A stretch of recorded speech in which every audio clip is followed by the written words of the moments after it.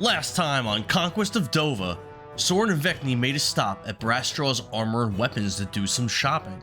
This shop was a 3-story building ran by Asakor, the business owner who owned the other 2 shops in the city. Just like Asakor's House of Magic, Brastraw's Armor and Weapons was protected 24/7 by private security who worked in shifts and lived in quarters within the building. Inside, weapons and armor were on display behind a counter and lined the walls of the interior. This shop was operated by Brastraw Janderjade, a dwarf who was an adventurer in his youth. He sported a scarred, rough face and black hairs on his chin with dyed green tips. Brastraw was bald with white eyebrows, and he had some kind of a strange contraption covering his mouth that appeared to be made of metal. This dwarf looked grizzled, like he was a man of great experience. When Brastraw spoke to the adventurers, he opened his upper jaw, while his lower jaw, which was fixed with some kind of a mechanical contraption, stayed in place. His voice sounded strange, making mechanical-like hissing sounds. Speaking appeared very uncomfortable and painful for this dwarf. Vekni found this particularly strange, as a normal person's upper jaw is fixed, while only the lower jaw would move while speaking. The adventurers perused Brastraw's wares. They were impressed with some of the items, specifically the Sunblade and the Gloves of Soul Catching. The items were very expensive, but the party was quite interested in obtaining them. Sorin and Vekni considered robbing the store, but they were concerned with all the guards and the grizzled dwarf shopkeeper and of Asakor himself. Vekni and Sorin made a quick stop at Asakor's brews, potions, and ointments to take a look at the items there.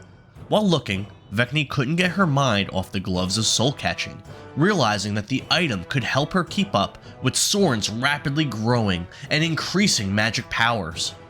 Sorin was quite impressed with the Spellguard shield that he found in Asakor's potion shop, considering it a nice item for Bharrik. Sorin suggested that the two should return to Brastraw and Vekni should haggle with the shopkeep. Vekni agreed. Vekni approached the busy-looking dwarf and asked if he was willing to negotiate for his wares along with a couple trades on her end. Vekni and Sorin offered Nicholas's scimitar, purple oil used to enhance weapons, and Sorin's special saddle stitched with the sigil of Ferelden. Brastraw offered a 1,000 gold discount for Sorin's saddle and a 500 gold discount for the oil, but asked Vekni to get the cursed scimitar out of his shop, then slid the blade across the counter back to her. Sorin tried his hand at haggling, stating he and his allies were in the Ironbridge kingdom to find out what happened to the king and queen, as well as rid the people of the Vaposis disease by ascending the mage tower and meeting with the sorceress inside. Sorin added the prices were too high and asked Brastraw to sell the items for a more reasonable amount, specifically a 50% discount. Sorin cast a suggestion to force the dwarf to do as he asked. Brastraw succumbed to Sorin's magic. He stated the shop was owned by Asakor and he could not set the prices on his own. Brastraw explained he would seek out Asakor and try to convince him to give the party a 50% discount as Sorin asked. Brastraw departed his store to seek out his boss. Sorin eyed the guards in the room and considered robbing the store. He calculated that while there were only 8 guards in the room with him, this building likely held many more guards, as it was multi-storied and he observed guards patrolling the stairwells and elsewhere. The young wizard decided against attacking Asakor's sellswords for the time being. Vekni and Sorin quickly strategized and discussed ways to use Sorin's magic to steal the Gloves of Soul Catching. Mage Hand, Invisibility, and Polymorph were each considered. The PCs decided not to act, but rather to wait for Brastraw to return with Asakor's answer. A short time went by, and 2 of Asakor's mercenaries entered the shop. They approached the party and one of them stated, "You two, Asakor wants to speak with you. Let's go." Sorin misliked this, and he wondered if Asakor had something to do with the disappearance of the king and queen. Sorin and Vekni followed Asakor's men to Asakor's House of Magic. Inside, Asakor was no longer present behind the counter. The guards led the PCs past the counter to a door. They entered, and inside the back room, the adventurers observed 6 dwarven mercenaries, Brastraw Janderjade, and Asakor himself sitting behind a desk. Asakor was dressed differently from when the adventurers met him a short time ago, donning a fancy purple cloak with a smug look on his face. On the table in front of him were stacks of paper. Asakor advised the adventurers he heard they wanted to haggle for the items in his shop.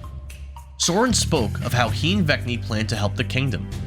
Asakor stated he had not been able to concentrate on anything since the destruction of the keep, and feared deeply for the safety of the king and queen. Asakor officially introduced himself to Vekni.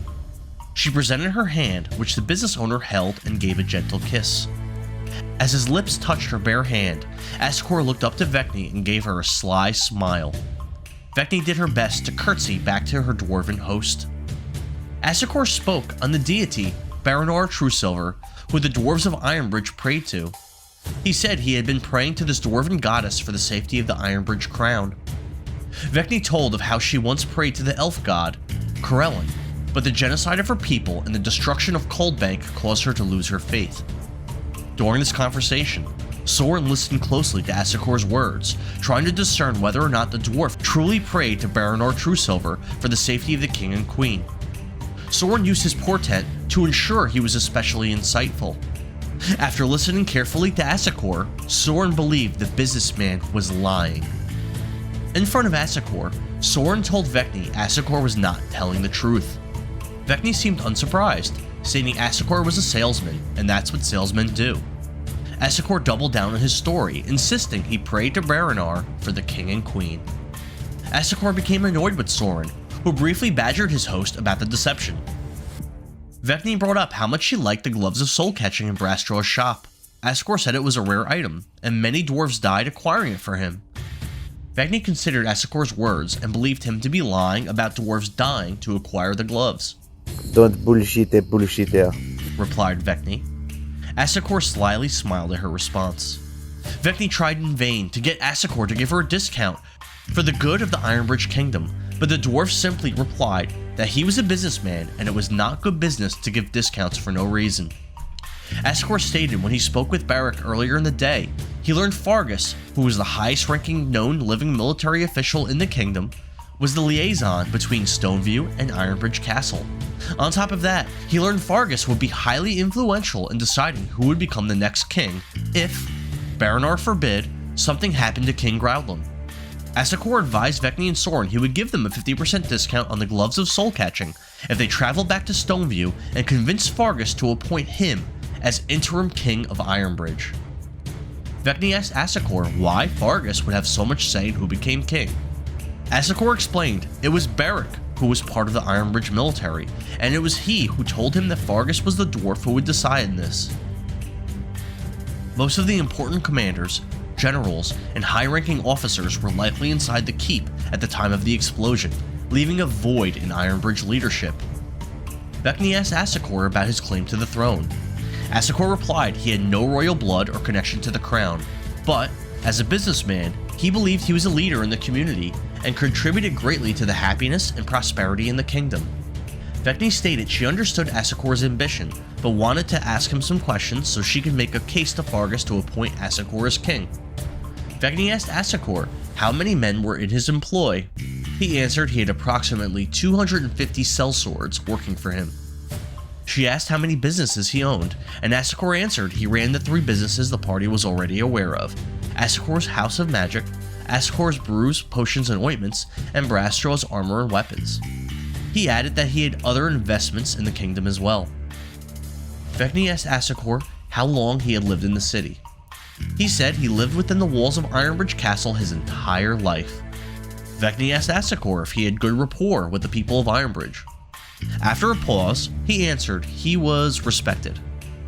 Vekni used her Medallion of Thoughts to cast Detect Thoughts on Asakor. Vekni saw the flash of an image. The image showed an area that looked similar to the city within the walls of Ironbridge Castle, but was much less dense with fewer people and buildings. Ironbridge in this image looked dirtier and less well kept than the Ironbridge Vekni and Sorin observed on this very day. Asakor was much younger and dressed like a commoner in the image. 2 men were by Asakor's side, both of which looked like brigands. Asakor and his men approached one of the buildings, which had a sign out front that read, "Robles Rubies." The image ended. Vekni asked Asakor what made him think he would be a good ruler. He answered, He ran his businesses well and would rule the kingdom well. The High Elf asked the dwarven merchant if his was a rags to riches story. Asakor said he grew up in Ironbridge and wasn't born into money. He explained it was his business savvy that got him where he was.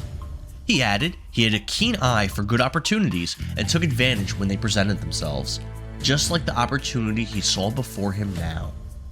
Vekni and Sorin pressed Asakor on who he served, but the dwarven merchant insisted he was pious and served Baranor Truesilver. Vekni focused on her medallion and saw an image of Asakor as a child. Asakor was in a small building alongside a single elderly woman and many other small children. Some of the children were older, some were younger, but all were dirty, wearing rags and threadbare clothing. This building appeared to be some kind of poorly run orphanage or foster home. Vekni asked Asakor if he was a family man. He told the elven pirate he did not have any family. Asakor said he had no siblings and grew up as an orphan. He explained his parents died to a terrible plague hundreds of years ago when he was a small boy. Vekni asked if it was the same illness affecting Stoneview currently, but Asakor said he wasn't sure. Vekni spoke of Aposis and how she planned to travel to the Mage Tower to find the cure. She suggested if Asakor wished to be king, it would be better to rule a healthy population. Vekni once again asked for a discount on the gloves. Asakor thought for a moment. Finally, he answered if Vekni and her allies were to cure the populace in Stoneview of Aposis and convince Fargus to appoint him as interim king, he would sell Vekni the gloves of soul catching for 50% off, as well as make a deal for another item, depending on what it was. Vekni spoke further with Asakor of succession to the throne. She asked if the people would accept him as king. Asakor stated, the kingdom of Ironbridge had been a monarchy since olden times. The people don't get to decide who rules them. Those with power decide. That is fair, remarked Vekni. Vekni asked if she convinced Fargus to appoint Asakor king and located the cure in the Mage Tower, could she have the gloves for free? Asakor denied this request. Vekni said this would be quite the undertaking for someone who wasn't even from these lands. Asakor replied, you have little idea how many of my loyal men perished to acquire those gloves for me. You're bullshitting, Vekni answered. Vekni and Asakor shared a laugh with one another over the lie. Asakor consented, stating if she saved the people from Vaposis and convinced Fargus to make him officially the interim king of Ironbridge, he would give her the gloves of soul catching for free. Vekni agreed and the two shook on the deal. Sorin, Vekni, Gendy, and Erza boarded Zapdos and flew towards Stoneview, seeking out Fargus. Vekni read the Manual of Quickness of Action while the group soared towards their destination. The adventurers arrived very late in the night and entered the Firebrew Inn. Inside, Vekni rented a room for the night from Hulsmore Firebrew. The adventurers rested, and on the following morning, Vekni woke up first and headed down to the bar. Honesty was no longer present in the Firebrew Inn, but Vekni observed someone cleaning tables. He was the busboy, a middle-aged man with curly black hair, who identified himself as Bjorn. Bjorn was the only human Vekni had seen in the Ironbridge Kingdom since arriving. This man had an uncanny resemblance to Vekni's friend Prince, despite being considerably older. Once Sorin awoke, Vekni and Sorin approached and greeted the busboy, getting a closer look at the man. Drool seeped from the side of Bjorn's mouth, and he appeared to suffer from some kind of a mental handicap. He had a lisp similar to that of Prince, but his lisp was more pronounced than Vekni's pirate ally. Vekni asked if Bjorn was Bjorn Skytaker, Prince's father, and he confirmed that he was. Vekni told Bjorn she knew of his son, Chauncey, and sailed the seas with him.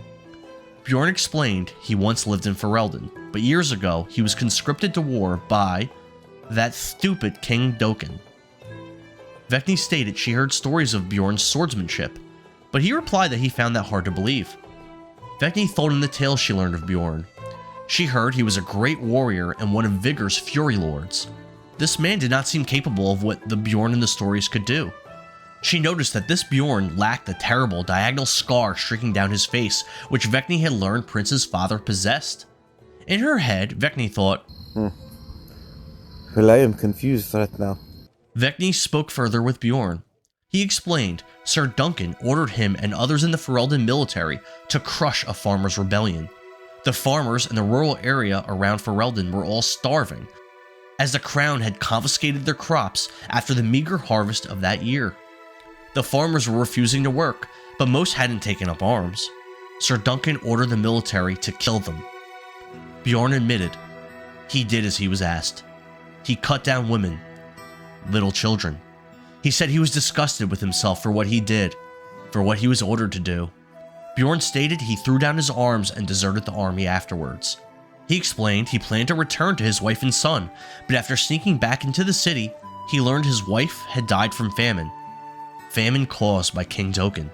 Bjorn continued he heard his orphaned son was kidnapped by pirates, so he fled Ferelden as the army was aware of his desertion. Bjorn stated he looked for work and found very little, so he became a beggar. He said, after obtaining employment at the Firebrew Inn, and about a year ago, he encountered his son, who cursed him for abandoning he and his mother. Bjorn said Chauncey struck him on the head with the hilt of his sword.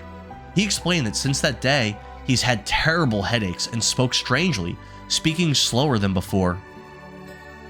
Bjorn admitted that since being struck by Chauncey, his head always hurt. So it made you fucking retarded? Asked Sorin. Bjorn didn't know what being retarded was. Doesn't sound like a very good son, stated Sorin. Well, he doesn't sound like a very good father, remarked Vekni. All because of King Dokkan and Third Duncan, said Bjorn. Well, they are pricks too. Vekni and Sorin both reflected on King Dokkan Swiftwater, realizing the half-elf was a real bad guy. Vekni advised Bjorn that the last she heard, Chauncey was with a pirate called Radalak. That doesn't sound right, answered Bjorn. He said when he saw his son, Chauncey was wearing army colors and had men with him that he seemed to be in command of. Vekni asked if the colors he wore were that of one, but Bjorn replied he did not know.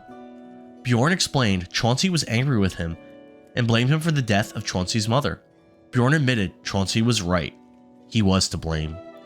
Bjorn remarked on how hard King Dokkan pushed the Ferelden populace. Everyone is so hungry and the people are so poor, stated Bjorn. Sorin and Bjorn discussed how lavishly King Dokkan lived and of the great statues erected in Dokkan's honor. Sorin mentioned how he heard Dokkan's new tax raise will provide free healthcare to all the common people. The taxes are ridiculous, remarked Bjorn. Vekni thought on Bjorn's words. She and Prince arrived in Dovah less than 2 months ago, and prior to that, she sailed the seas with Prince and the One Army for over a month. Prince had stated he was locked in the Frostfire dungeons for a short time before being conscripted into the One Army. A year ago, when Bjorn claimed he saw Prince with a group of men under his command, Prince should have been sailing the seas with the misfit bastards. The timeline Bjorn spoke of did not add up, and the elven pirate didn't know what to make of it. Vekni gripped her medallion and casted Detect Thoughts on Bjorn, wondering if he was part of a spell or being deceitful in some way. She asked Bjorn what Prince's age was and what kind of weapon he used to bonk Bjorn on the head. Bjorn answered he believed his son was around 19 years old, and he wielded an enormous greatsword. Through the medallion, Vekni observed a man approaching Bjorn. The man had curly black hair, similar to Bjorn's, a face very similar to Bjorn's with a terrible scar streaking diagonally down his face, and an enormous greatsword with a pink pouch attached to the hilt. He wore red and gold armor, and the Furious sigil was emblazoned on the chest of his plate. The man, that looked like Prince, but older, smashed Bjorn in the head with the hilt of his blade, which knocked him violently to the ground. Vekni's vision ended. Vekni realized the man she spoke with could not be Prince's father, because the man in the vision was the real Bjorn. What is your real name? Vekni asked. The man insisted he was Bjorn Skytaker. She questioned Bjorn further on where he was from, the age of Prince in the vision she saw, and what his true identity was, but the man stuck to his story with conviction, and Vekni did not learn anything more. Vekni successfully probed deeper into the man's mind with Detect Thoughts, and saw a first-person reenactment with the man wearing Furia colors that looked similar to Prince. She observed an image of Bjorn cleaning tables in the Firebrew Inn. Vekni heard a door open, and muffled voices spoke of how a King Groudlum needed to bend the knee to vigor and allow the Ironbridge kingdom to be absorbed into Dovah. Bjorn observed the man with red and gold armor, a giant greatsword with a pink pouch attached to the hilt, a red cape, and a face similar to but older looking than Prince's face. The man looked to Bjorn with recognition and said, "You, what are you doing here?" "It can't be, you're my son," answered a shocked Bjorn. The red and gold armored man approached Bjorn and bellowed, "You caused Mother to die!" Then boom! He cracked Bjorn in the skull with his sword hilt. Bjorn's sight went black, and the vision ended. Vekni was left confused by what she saw. She pondered the image, realizing this Bjorn thought the Fury Lord Bjorn was Chauncey Skytaker for some reason. She probed even deeper into Bjorn's mind, after asking him again about his identity, but even after Sorin assisted with his silvery barb spell, Vekni could not peer any deeper into the man's thoughts. Bjorn reacted, with his head snapping back wildly and drool pouring from both sides of his mouth as Vekni's detect thoughts spell ended.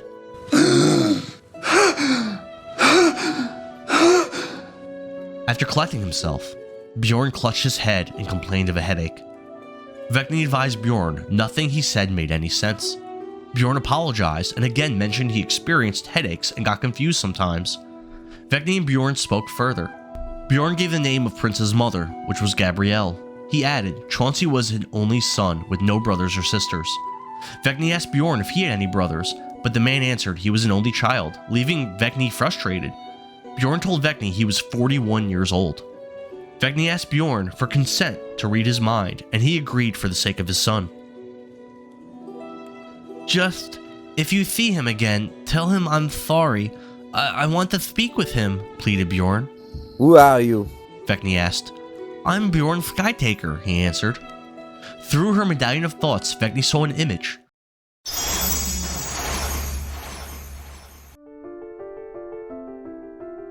The image was from Bjorn's first-person perspective, seeing what Bjorn saw and feeling what he felt. Bjorn was working on a modest farm, small in size with a small amount of livestock and crops.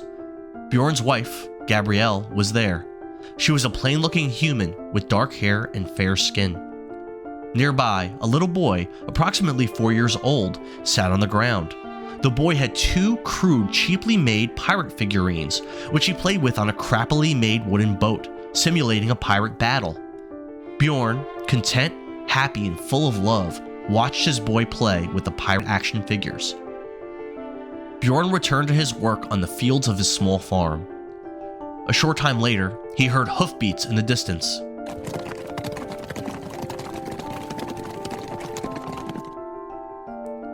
The horses and their riders drew nearer and nearer until Bjorn saw a sigil, the White Rose of Ferelden, emblazoned on the armor of the approaching soldiers and on banners they held.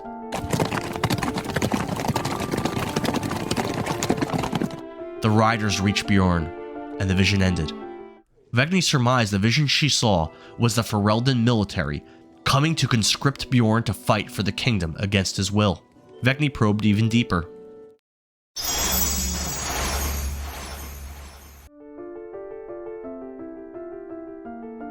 She saw black at first and heard a voice. "No, please. We're doing everything the king asks." Bjorn's first-person perspective came into view.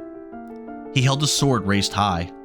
A woman and her child cowered in a small room, pressing themselves back into a corner. "Please, no. We did everything for the king. We can't produce enough crops. The demands are too high, and we can't afford these taxes." Bjorn's vision became blurry, as if his eyes were tearing up. He answered the woman, "I'm sorry, ma'am. I must do my duty." He reeled back and began to bring his sword down towards the pair.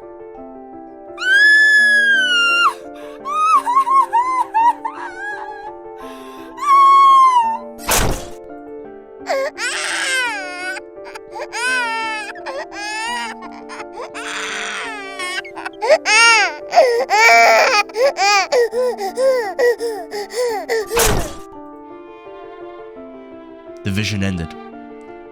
Who is your son? Vekni asked Bjorn. "Chauncey Skytaker," answered the man in his lispy voice. Vekni dove deeper still into Bjorn's mind.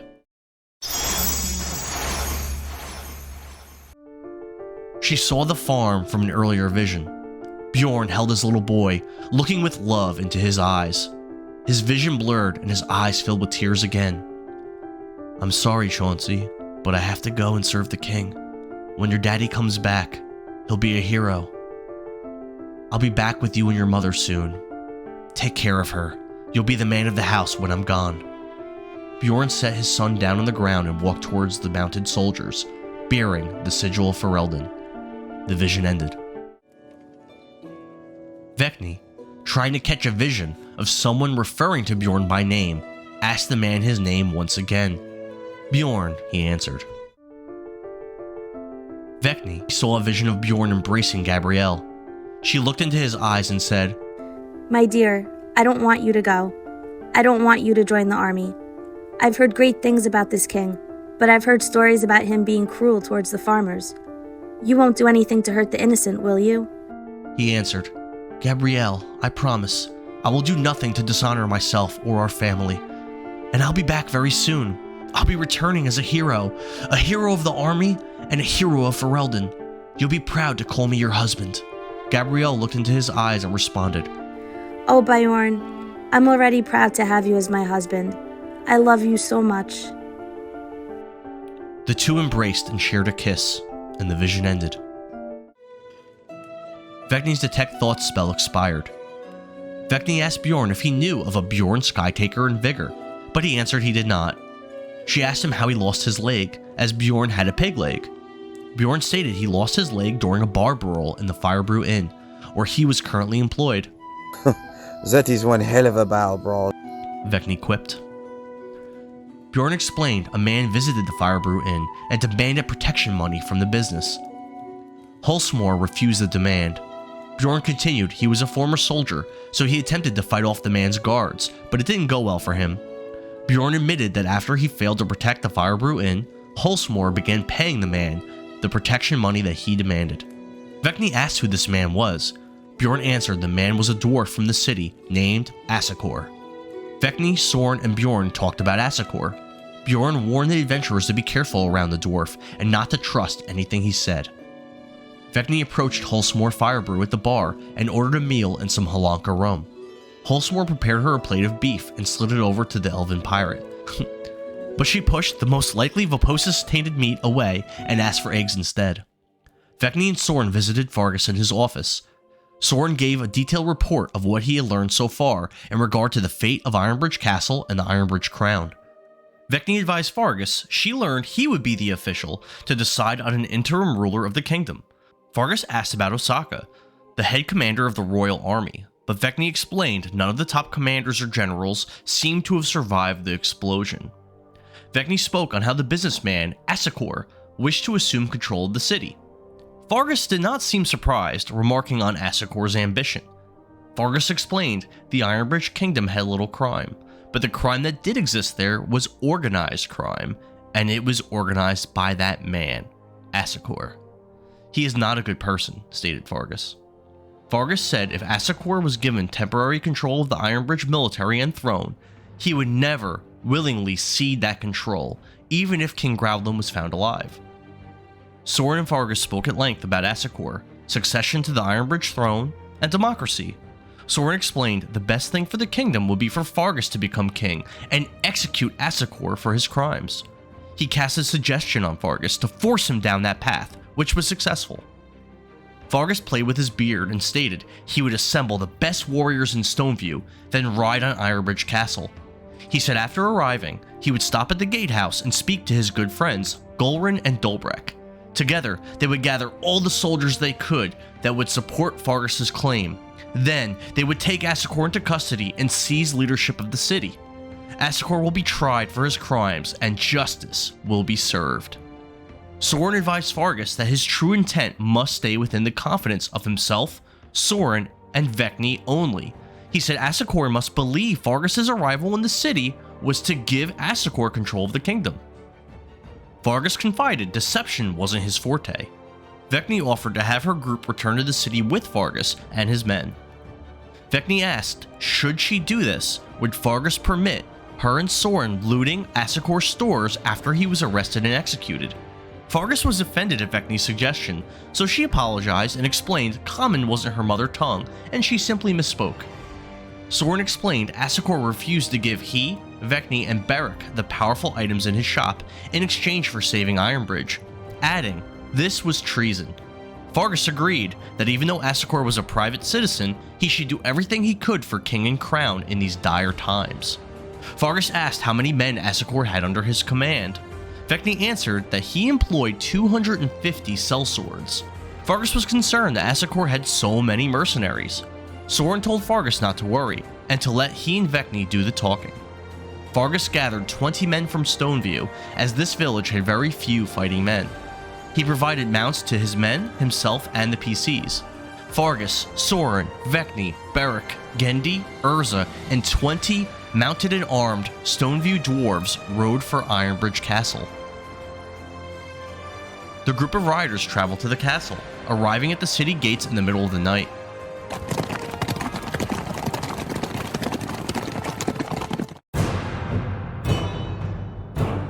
Sorin's suggestion spell expired by the time the group made it to Ironbridge Castle, but because of the good case he laid out, Fargus was still determined to follow Sorin's plan.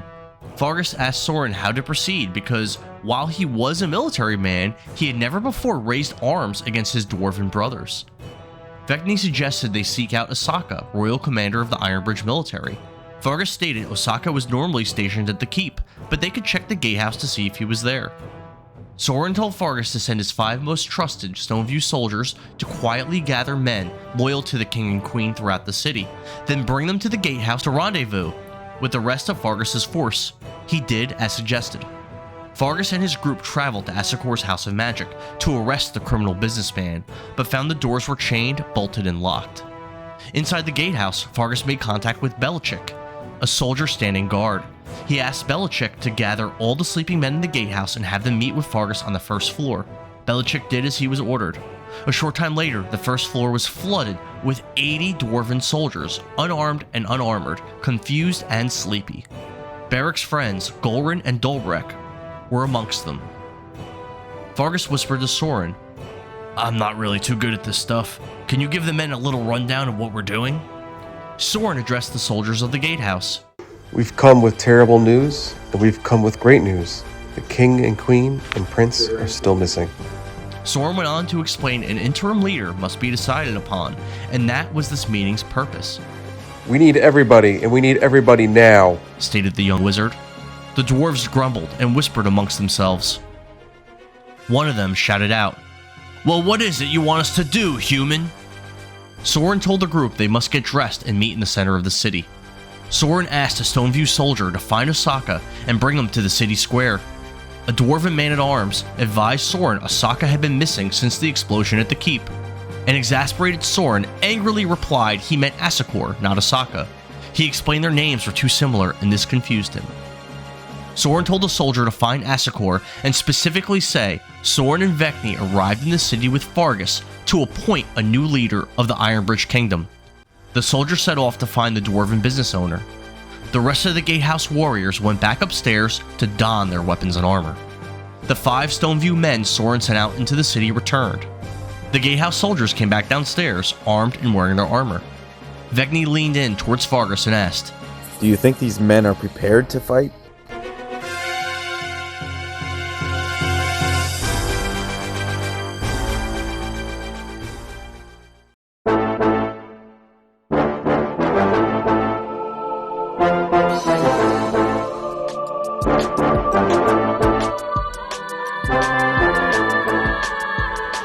Welcome back to another episode of Power Word Nerd.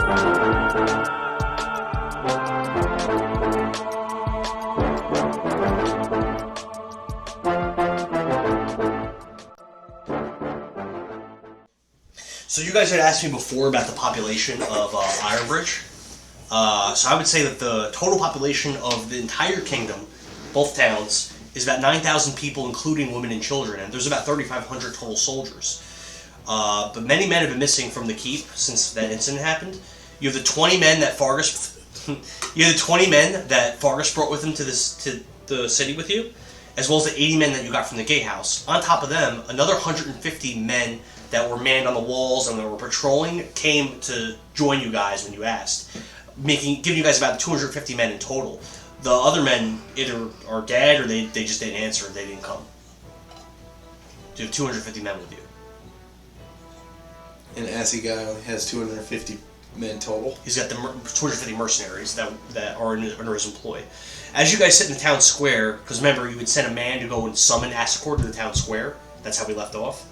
As you wait, you hear thunder, and you see flashes of lightning in the distance. It looks like a rain will start soon. Very, very frightening.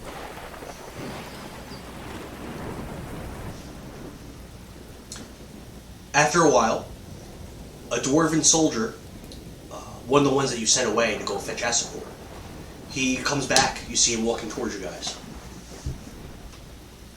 Is he alone? And how long since we sent the guys out and he returned? How long has it been? It's about 15 minutes. So he walks up to you guys, and he says, Asakor is nearby, at the Pavilion, where ceremonies and the like usually take place, located directly in front of the destroyed keep.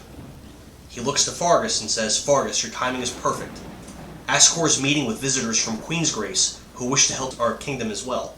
There are only a few of them, but our people are facing dark times.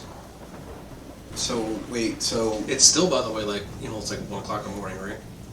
Yeah, I think it was like midnight or so when you got there. Yeah, so late. Yeah. Asakor is talking to people from Queensgrace, or he's headed there where Queensgrace people are?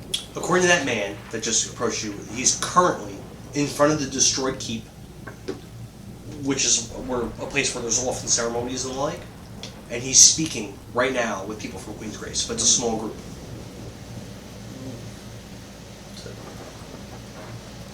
Yeah, I guess we should head over there. So we'll head over that way. Sure. So you start heading towards this pavilion that this man spoke of. As you get there, you see stone columns and statues, most of which are shattered or laying on their sides, most likely from the explosion that destroyed the keep. You see the ruined keep in the background, still smoking a bit from whatever happened to it, and it looks utterly destroyed. You see men without sigils standing about the area. They look like they're pretty much really similar to Asakor's mercenaries. Are they armed? Yeah, oh yeah, they're armed. There are many of them. Commonfolk and Ironbridge soldiers line the outskirts on both sides of the pavilion. They're lined, but they're not standing in like a military formation or anything like that. You're saying kind of like how this is? Like Yeah, but way more than what I represented. There's like many people. Okay. Not just soldiers. There's women, there's children. There's 1 o'clock in the morning. yeah. It's a big deal. Shit's going bad. Something is happening. And again, they're not in military formations. They're like the mercenaries are like they're armed and ready to fight, but everybody else is like they're like almost like think like New Year's Eve, the ball dropping, something like that. Like they're here to attend some kind of event. There's clearly some kind of ceremony that's happening. There must be hundreds of people here, possibly even thousands. There's a lot of people here. Dwarves.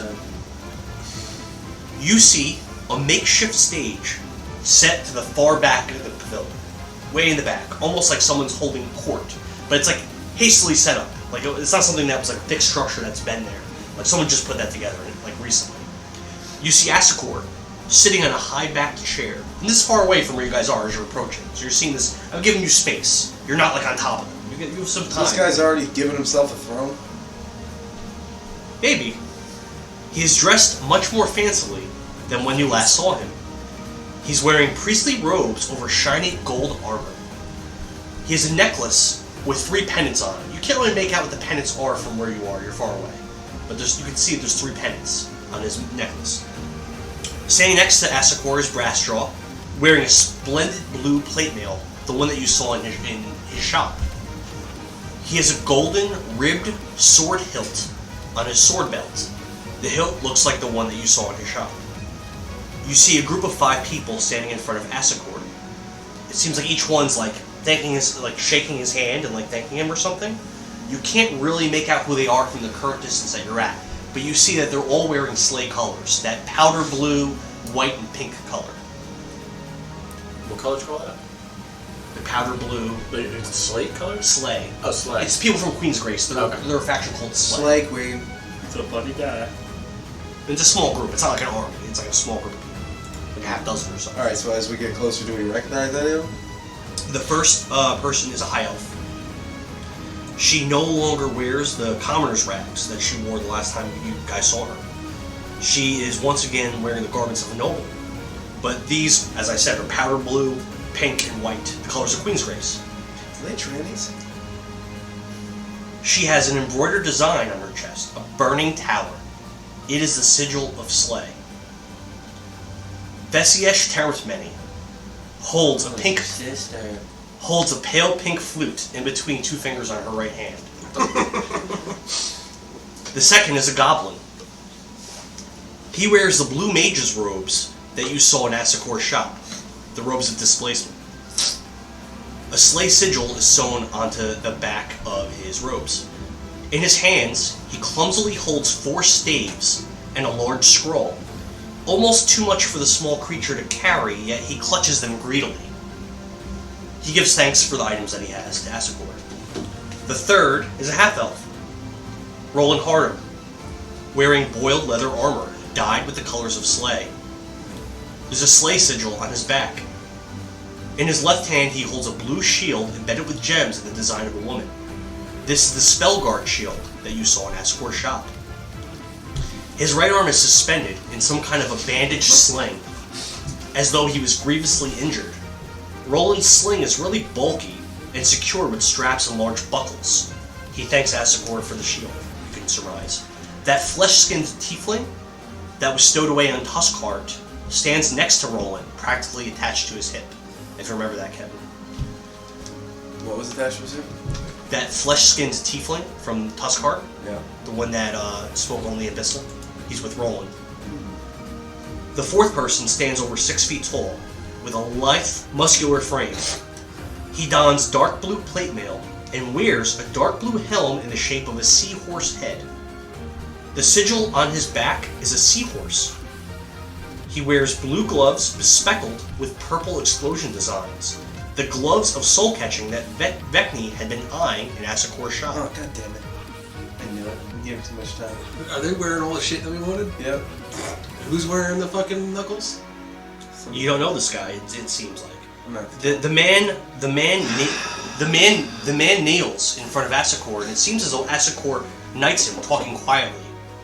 But then he says very loud, with like a almost like with a what's the name of that cantrip? So I understand. So we told Asakor that we wanted these items if we're gonna make him king. Yeah. So his idea was to give them to somebody else. Looks like that's what happened. And then loudly, with that cantrip, Yeah, probably this with is that Dan's booming, fucking tea. Yeah, 2 weeks to do this shit. that booming voice cantrip, he says, "Now rise, sir. Rise as a fully anointed knight, good and true, protector of Ironbridge, ascender of Pine Dusk Peaks, the Knight of the Sea." The final person is someone Vekni and Sorin met recently. He is a plain-looking blonde human. The man wears brown boiled leather and carries a staff finely made of pale wood. Christo seems to thank Asakor, the guy that you trained in the bog. Can I ask you something? Yeah. How did he knight somebody if he's not a king? Any noble, or any you don't know the rules of Ironbridge. I don't have to explain it. You don't know the rules. You don't know the rules of Ironbridge. Okay, fair enough. But Bharrik would know. Bharrik, how would you know Bharrik? That any noble or knight has the ability to knight another. Okay, so then my boss is a knight or a noble? Not to your knowledge. Sorin, is that your sister? It appears to be so, yes, and I don't know why she is here. Is that Roland, I see? It seems this way. There's a tiefling from the sheep. This is like we gave the DM too much time. You had 2 weeks. It's amazing that they've had this much time to prepare. I mean, we were only just gone that A couple days. So you went to Sorin back. A couple days. You flew back. You flew down there, but you had to ride back. Yeah, but you said maybe a day. It was a half So, day. oh no, you're right. Maybe a day. It took about a day, right? And to get to Queen's Grace to here. It's like a month and a half. So, how many weeks would it take? Why would you assume that they would have had to come right from? You don't know what they've been doing. When was the last time you talked to them? The mage guys could do teleportation, you just didn't want to do it. When was the last time you even talked to them? You have no idea what they've been doing. Even the players We're don't level know. 20s! 100%. They've been completing so many side quests. You have no idea. Damn it, I wanted those gloves. Now I gotta kill a guy. Shit. Vekni is going to have like a weird feeling sitting in her stomach as seeing them there and all this showmanship that doesn't make any sense. Doesn't make any sense. They rallied all this within an hour. A day. It's when the time that we got here, none of this was here. You didn't go over here. We got back, and then that's when he found out that we were even here. All you checked was the shops.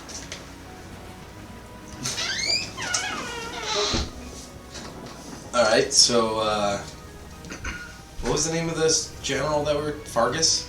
Fargus, yep. And you have Gulren and Dolbrek with you as well as the two lizard folk. And the three of you, I guess Malakos isn't there, so you can get rid of him, I guess. Which one's Malakos? The female in gold. Yeah. And the horse, yeah. You just get rid of him since he's apparently not there. You don't notice a... Quick side note here. Yeah. Am I on a horse? Yes.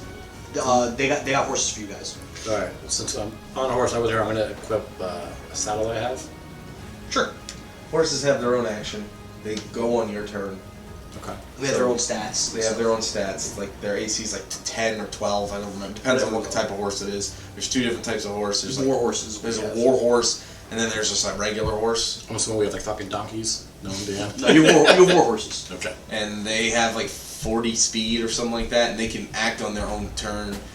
Or on your turn, they have speed and one action, but the only actions they can take, I don't think they have an attack. I think they do. I don't know. You have the stat blocks. That stack has a horse on it too. But like, you can use like dash, disengage.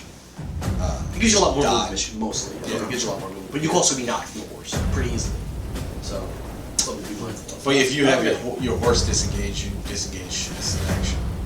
So I don't know if you want them, but I have minis for those three dwarfs for if they go off their horses. It's up to you if you want them. It's Fargus's thing.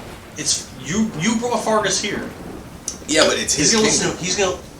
Fargus looks over to Vekni and Sorin and says, I didn't expect all this to be going on. What do you think I should do? You guys lead the way. And isn't this your kingdom? I don't know. It's not really my kingdom. It's King Growlin and Queen Teneday that rule the kingdom. I just don't know where they are. Or if they I still understand that, but aren't you the ones that was second in charge or something like that? I'm the highest ranking military official left, but I don't have noble blood or anything like that. I don't even know if I could be a king by law and by right. This Asakor does have noble blood. Not to my knowledge, I don't believe so. He was an orphan as a child. So isn't this unlawful? What he's doing? He says yes. There is no way that Asakor could possibly become king, being of common blood. Immediately after he says that, you hear loudly again with that prestidigitation spell. You hear Asakor's voice. I did not think I had nobility in my blood, but Brassjaw found some dusty old tomes that mentioned my ancestors. Apparently, I come from a great ancient house, a house named of the gods. True Silver is my true name. Asakor True Silver is the man destined to be king of Ironbridge. Of course. You know, Dan actually told us that he was nothing more than just a standard mob boss, and now all of a sudden he has a true name. You could roll the insight to see if you believe him. I mean, I personally don't believe him.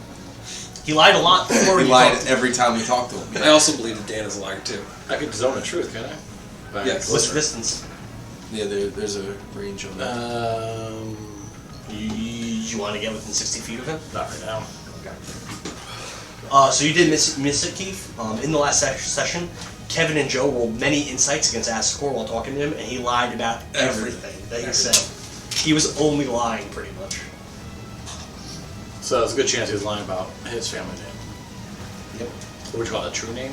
True Silver, which is the name of the god that Trogdor believed in. That's just Son a of little a bitch. too on the nose. Little Right there. What did I miss? This guy's prestidigitation, and he said that he's of noble blood. Well, bronze. What's the guy's name? Bronze Jaw? Brassjaw. He was like running one of the shops. Brassjaw said that he found a tome that says that his true name is True Silver. Because, of course. You hear people from in the crowd. Remember, I told you it was like maybe thousands of people. It was like New Year's Eve. There's so many people out, and you hear some of them yelling. You hear some distinct voices. You hear someone yell, "Fargus is a loyal soldier of Ironbridge. We can trust him to lead us. Where is Fargus?" Another person says, "Asakor Truesilver, King of Ironbridge, long may he reign." And still another says, "The King and Queen might yet live. People of Ironbridge have faith." Someone goes out, "Where's Brogdor?" No one asks where Brogdor is. Vekni will lean again over to Fargus and be like, "There are people calling for your name." What, should I present myself? What should I do? Of course you should. You have your army behind you. I'm assuming the guy in all blue is Fargus? The guy in the center, yeah. Yeah. I'll tell him, now's the time, sir, to exude confidence about who you are and what your intentions are.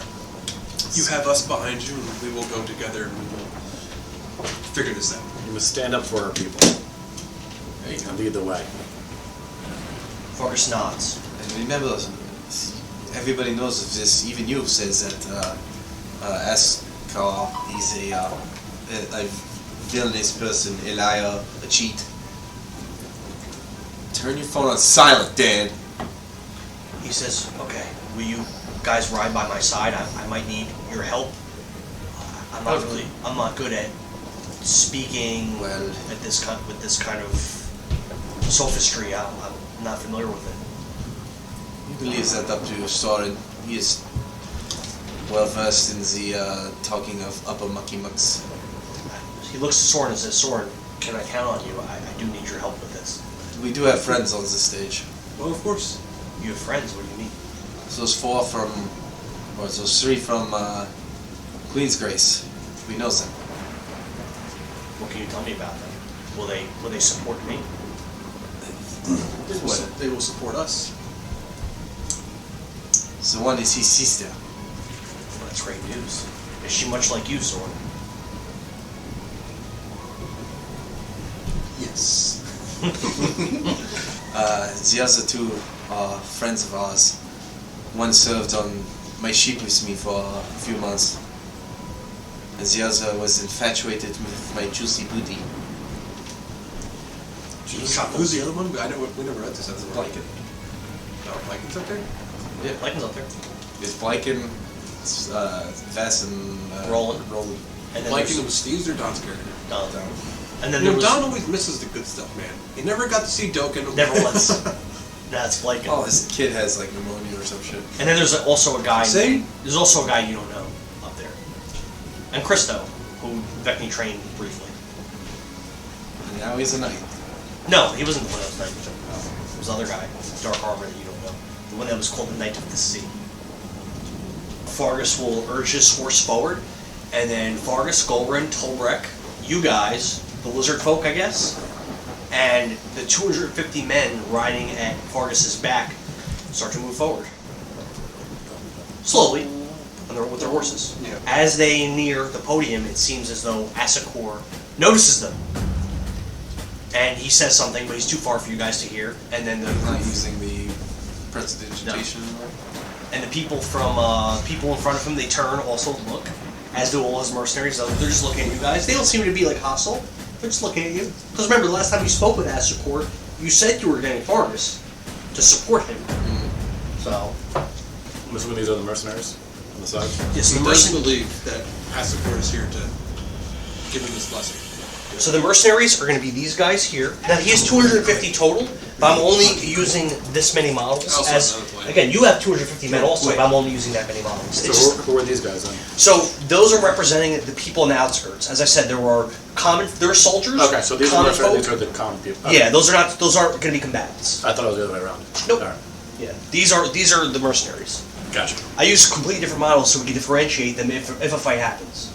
Fargus gets very close. So we could say, if you want, you could just move Fargus and the two horsemen and your guys, move them up like close to there, like close to the carpet. And Fargus eventually comes to a stop and I'm going to pee. Well, that's heavy. Damn. I do have using suggestion. I don't know if this is the time for that. Well, I was going to talk about how, it's possible that King and Queen are still alive.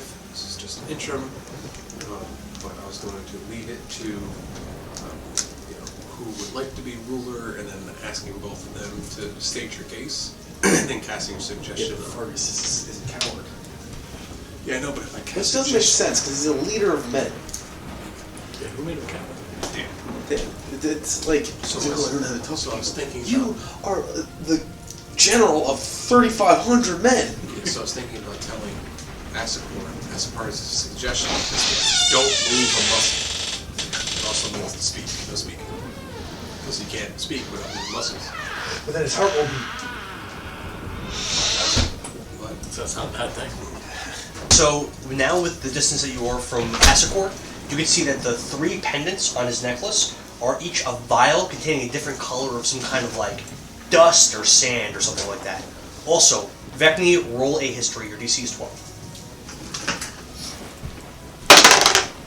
18 plus. You remember that seahorse sigil is the sigil of House Seabrave, which you have seen in your travels on Tuskart. Roll another history. Your DC is 14. Is it Satchel? Not Satchel. I don't know who Satchel is. Not Satchel. What the fuck is his name? Roll a DC 14 history roll. It's stuck on the ledge. Nope. Okay, you just remember the name of the house, but you can't quite place what that house meant. You are aware there weren't many nobles or knights that traveled with Golden Tusk's crew. But it's very familiar to you. And Fargus looks over to Sorin. How far away are we now? You're like right in front of that red carpet, so we could say that like distance-wise now, we could say that that's going to be accurate. Okay. So that's about 5, 10, 15, 20, 25. You're pretty close. Okay. If you yell over there, they can hear you. Tassel. You did not pass your roll, so you don't know who. It's Tassel. Well, if it is Tassel, he wasn't a knight. So? He is now. He's now. You don't know that. You don't know who it is. He just got knighted. You don't know who it is. I know who it is. Okay. Even if we know who the character is, if we don't pass our history check, we don't know who the character is. You don't remember. So do I not remember who Vekni or Vess is? You know who that is. Yeah, but there's no role for that. I'm just saying is that What's if the Kevin difference? just said, "Oh, this is that person," and it's not that person, then the history rule makes sense. But if Kevin says it is this person and it is that person, I'll say- then it doesn't make any sense anymore. I'll say this: if it was a character whose face was revealed and it was someone you knew, you would recognize them. But this is a person wearing a helm covering his face Then that in the makes shape sense. of a seahorse head and armor. There you go. See? Which Why I didn't you described. just say that part? I did. Asakor, Sorin, good to see you again. it is good to see you as well. May we approach? Oh yes, I'm glad that you're here. Yes, and so are we. We've come with great tidings. Excellent. Come. So we're going to move closer.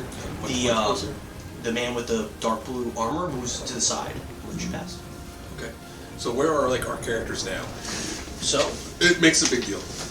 we're gonna say this guy moves, and we could say that Vess and Sorin and Bharrik are here. So you want to Bharrik? I can't really reach. Bharrik's not there. Blanking. Bharrik. Vess, Sorin. You said. I'm sorry. Sorin, Vekni, and Bharrik. Oh, okay. Could be in these 3 spots right It's here. those V names. Yeah, let's actually put our characters where everybody is, and that includes. Are we on the horse or off the horse? You would have to dismount Yeah, to set the platform. I would put the horses like right in front of that stone. That's fine. Kind of like tied up almost. You could say. They're not going to stop you from doing anything No, like that. no. Why would? Vekni's would. just gonna walk right up to Roland and give him a big hug. Yeah, I'm gonna go up to my sister as well. She hugged you back. Probably start a conversation with her before anything. Yeah, this guy means nothing.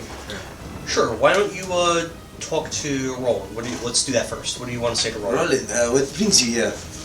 I missed you. Well, I missed you too, Vekni.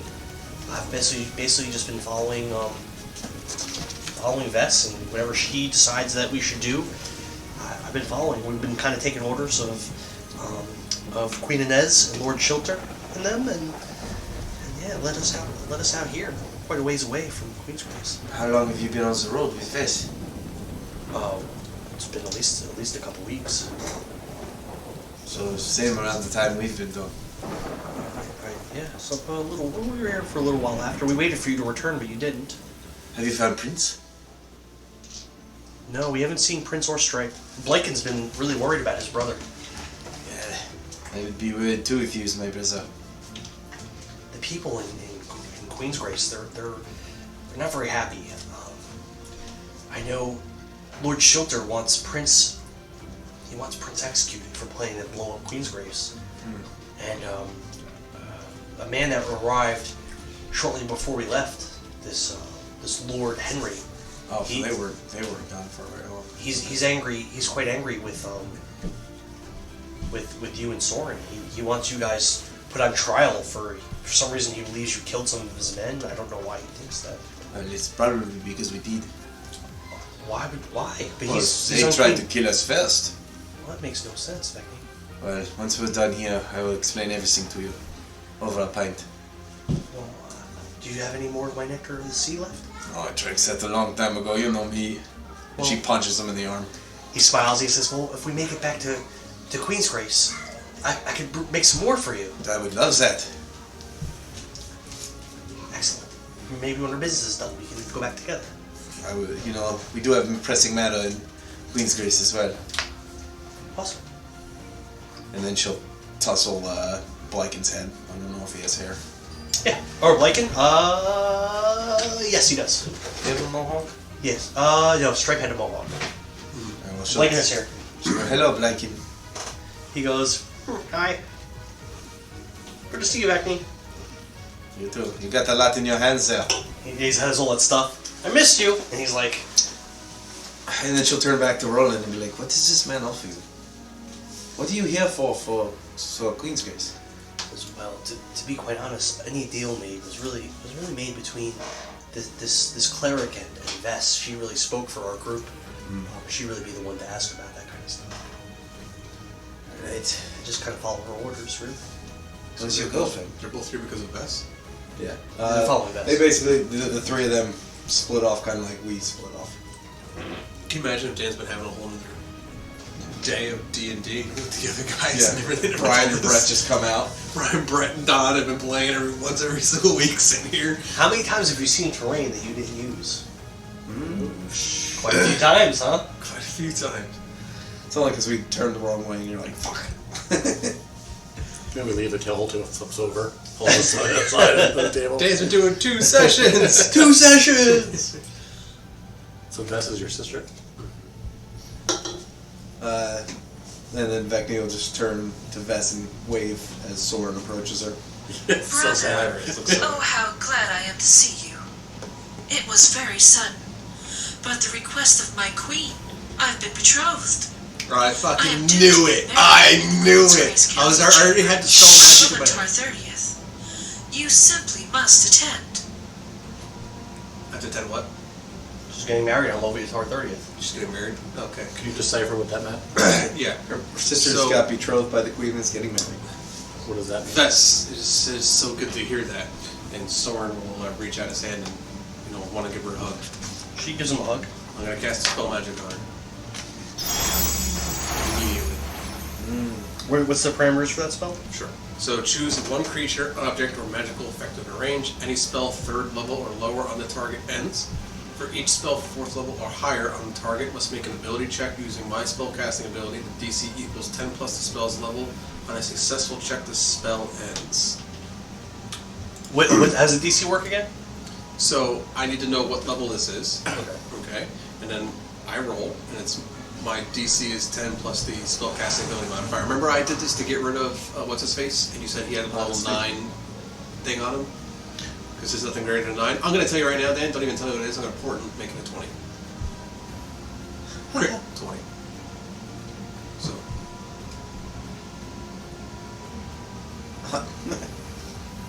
Damn it, we don't have to fight fast now. Okay. So, you're... Fuck you. Are you using your portion? Or no? Yes, 100% using my portion. You tell me you're using it. I'm using my portion. Okay. I'm not rolling. I don't know what your DC is, but I just rolled a crit 20. I mean, you could technically still fail. I can't. If you use the spell of... I only... If it's a 9th level or lower spell, so technically nothing above 9 exists, Yeah. okay? So that would mean I have to roll a 19. I rolled a 20. It's 10 plus the spell's level, which is a 19. I rolled a 20. Plus my ability modifier, so... Okay. And it's a crit. So I'll say this. When she told you that before you casted your spell... Once she said that she was betrothed to the Queen, Inez... by the Queen. By the Queen, I already knew she was under some kind of magic because I deciphered that because it's not... With the Karth. With the Karth. You did. In the other place, so it has nothing to do with... It's not meta. No, I know, it's not meta. Just No, saying. that's fair. Just I'm saying. just trying to think what to do. Because it's fucking me up a little bit. Because you don't know what to do, motherfucker. She got wiped out of that shit. You fucking know it. Oh, I'm thinking about what to do. So what, you're saying that she was under a spell? Yeah. Maybe Because we know that Queen Inez has some kind of spell. All I know is people. I'm Vess. I'm my sister. This fucking bitch just got woken up out of a fucking spell. So, I'm really pissed about her. I will say this. When she said that first thing to you about being betrothed, she looked at you with the eyes of a stranger. Despite her words to you, which were warm, which were appropriately phrased, not warm, the familiarity and the strong bond that you've always had with her was not present. That makes sense? Sure. After you cast your spell, she shakes her head. You could surmise that you ended a spell that she was under. What you did. You did use a portent, though. And then when she looks back up to you, her eyes are warm again, and she looks like the Vess that you remembered. And she goes, "Sword, what? Was I under a spell or something? What happened?" So Sorin is going to go up to her real quietly, go next to her ear, and tell her you are in grave danger right now.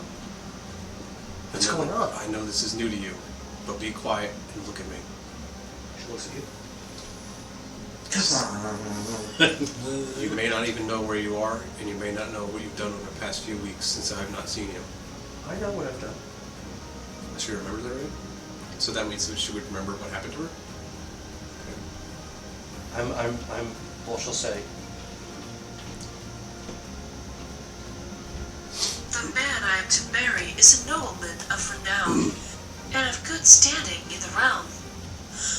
Lord Charles Henry, former hand to the late and sworn protector of Prince Lord Leopold. Henry, motherfucker that Oh, shit! Savage Henry, because of his fierce tactics and stratagems. Well, she wouldn't say this then, because now she knew that she was under a spell. She still says it, but she says it like It was practice. remembering. She's remembering because you asked, so she's remembering. So does it feel rehearsed? Okay. Yes, Okay. but like that coldness in her eyes and that unfamiliar is gone. Alright, so I have a plan for But that. she's like, she seems like kind of like I don't remember. wanna- I don't want to like give her all of this information kind of like right now. Okay. What my plan would be is to tell her to go back to Queen's Grace and to pursue her role as what she's doing, but made no mention that she was under any kind of spell of any kind, and to continue her. But now it would be more of a role play with Henry. Kinky. So I'm not going to say that here. I'm just letting you know, because so all I want to tell her now is I'm going to grab her by her hands, and Soris is going to say, for your safety and ours, for now, I just need you to follow my lead. And he goes like this. God damn it. she'll whisper to you that so I have lines, but they're going to be useless now? What? That are useless now? No, hold on. Well, kind of. So I have lines that are done. They're done in the way of her being basically under the spell. There are specific parameters to the spell. You didn't learn what they were currently. You didn't learn what they are. I know what they are. I'm not going to change it. That's fine. So, however you want to handle it, you handle it. Just be mindful. It's you did surmise, if you recall, when you learned that Dekarth was under a spell. You do recall it was a very powerful spell he was under. It wasn't like a level 1 charm spell. It was something Correct. intense. Correct. So you do what you want to do, but your portent with a 20 is enough to pass with I cheat it. say what I say to her though. Okay. I need you to follow my lead, and that's what I actually do. She nods and she's off all your leads, Sorin. But just be mindful, the Queen of Queen's Grace expects me to accomplish certain objectives here. Which are? So essentially, she whispers to you. She lets you know that she was sent to the Ironbridge Kingdom by the Queen. I'm sorry, actually, by Lady Arose and Descartes to seek an alliance with the kingdom in the war against Vigor. She had already spoke to the King and Queen of Ironbridge, and they agreed on one condition. They asked her and her group to climb Pine Dusk Peaks and to speak with the sorceress of the Mage Tower. A plague had affected Stoneview, and the king believed only the sorceress could stop it. They tried to... They could just stop eating beef. Vess and her group tried to reach the sorceress, but they could not complete the trials, as there was too many obstacles. There was a graveyard of giants, haunted hills filled with wraiths, a winged monster, possibly a dragon, and other dangers as well. So they were tasked to go to the Mage Tower, but they never got there. They returned back to the Ironbridge. The Queen was on a mission. The Queen also wanted her to fetch artifacts for Slay, pale pink in color and quite powerful. She holds up the flute that she had in her hand.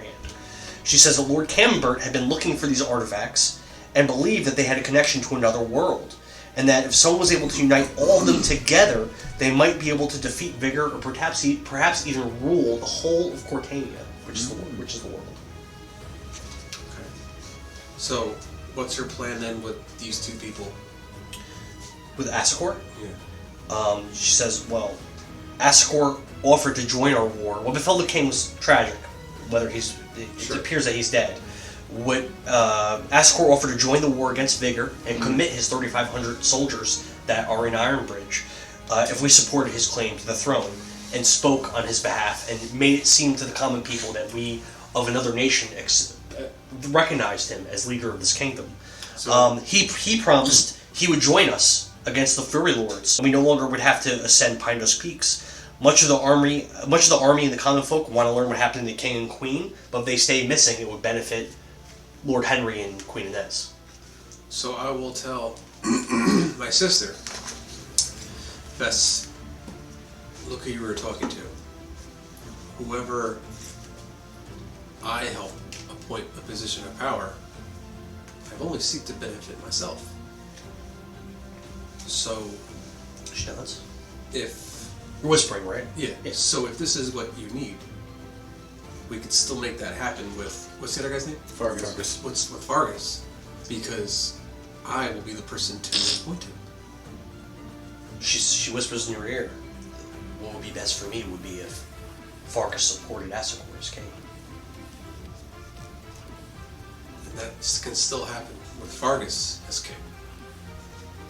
If Fargus was to agree to commit all the troops of Ironbridge to Queen's Grace, then yeah, it would be the same difference. It wouldn't matter to me. You guys are ruling out the fact that royal family might still be alive. Can Vekni hear this conversation? Oh, sorry. And you hear someone from the, because it's very loud. Yeah. You have this clamor of the townspeople. You hear one person yell out, "This swindler calls himself True Silver? How dare he blaspheme the god? He is no man of faith, he is a liar." Another says, "Asakor brought prosperity to our people with his shops. He has earned the right to call us his people." And still another person says, "King Groudlum wouldn't perish so meekly. He is a proud king, and I believe he still lives." So it seems like the people are kind of split. I'm very proud right now when I name it best. It kind of changed a little bit of what I had planned. Because I was going to have you fight them. Oh, really? No way! Yeah, I think we could still do this, even with him not being king. We could still do this with him, because I essentially gained his loyalty and trust, and everyone else happy. Vekni will walk over to Vess and Sorin. She goes, "Vess, son, are we ready to screw this man's night up?" I think we are. Vess, have you said hello to Vekni yet?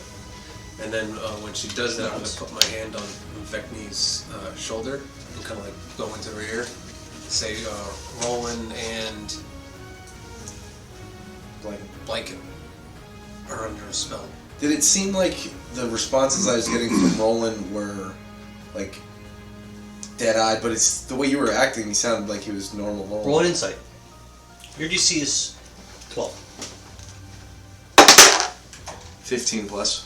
He didn't appear to be any different than how normally would be. That's fine. So I'm going to tell you that they are under spells. He didn't seem any different. Yes. He's but a child. He's probably just following the orders from your sister. Mm-hmm. Correct. My sister is under a spell. Her constitution is not so strong. I have broken. It's very handy of you. They are under spells. Well, I am telling you. I understand. I'm telling you that Roland told me that his job is to follow Vess's orders. So if you broke the spell on Vess, he should be alright. Well, it's true. It did happen. What? They're following Vess's orders. That is what I said. Yeah. So as long as you got Vess on our side, then we do not have the problem. No? We might just start swinging. It's been a while. Yeah. My whip. What does Bharrik want to do? What does Bharrik Yeah, what does Bharrik want to do in all this? This is your kingdom. This is your town after all, yeah. Well, I would say we gotta get Asakor out or kill him off. What does Zone of Truth do, by the way? Can you read that? Yeah, sure. It basically tells you if they're lying. It tells if they're lying, or they have to start telling the truth? No, it's that you can tell if they're lying. No, actually you're right. Create a magical zone that guards against deception in a 50-foot radius sphere, centered on a point of your choice within range. If the spell ends, a creature that enters the spell's area for the first time on a turn, or starts its turn there, must make a charisma throw. Alright. An affected creature is aware of the spell and can thus avoid answering questions to which it would normally respond with a lie. So, such a it such can a creature avoid the be questions, evasive in but its it can't answers. lie. It can be evasive as long as it's within the boundaries of the truth. It's just the worst thing for Dan. It's just neuters that spell completely. So this guy wants to be deceptive. He can dance around the truth. He can dance around it, but he can't lie. Maybe dance around it. So, like, if I ask you what color is green, you can't say it's blue. I can't answer that anyway. If I tell you what the color green is, does it make sense? But you can't lie. Like, hey, what color is green?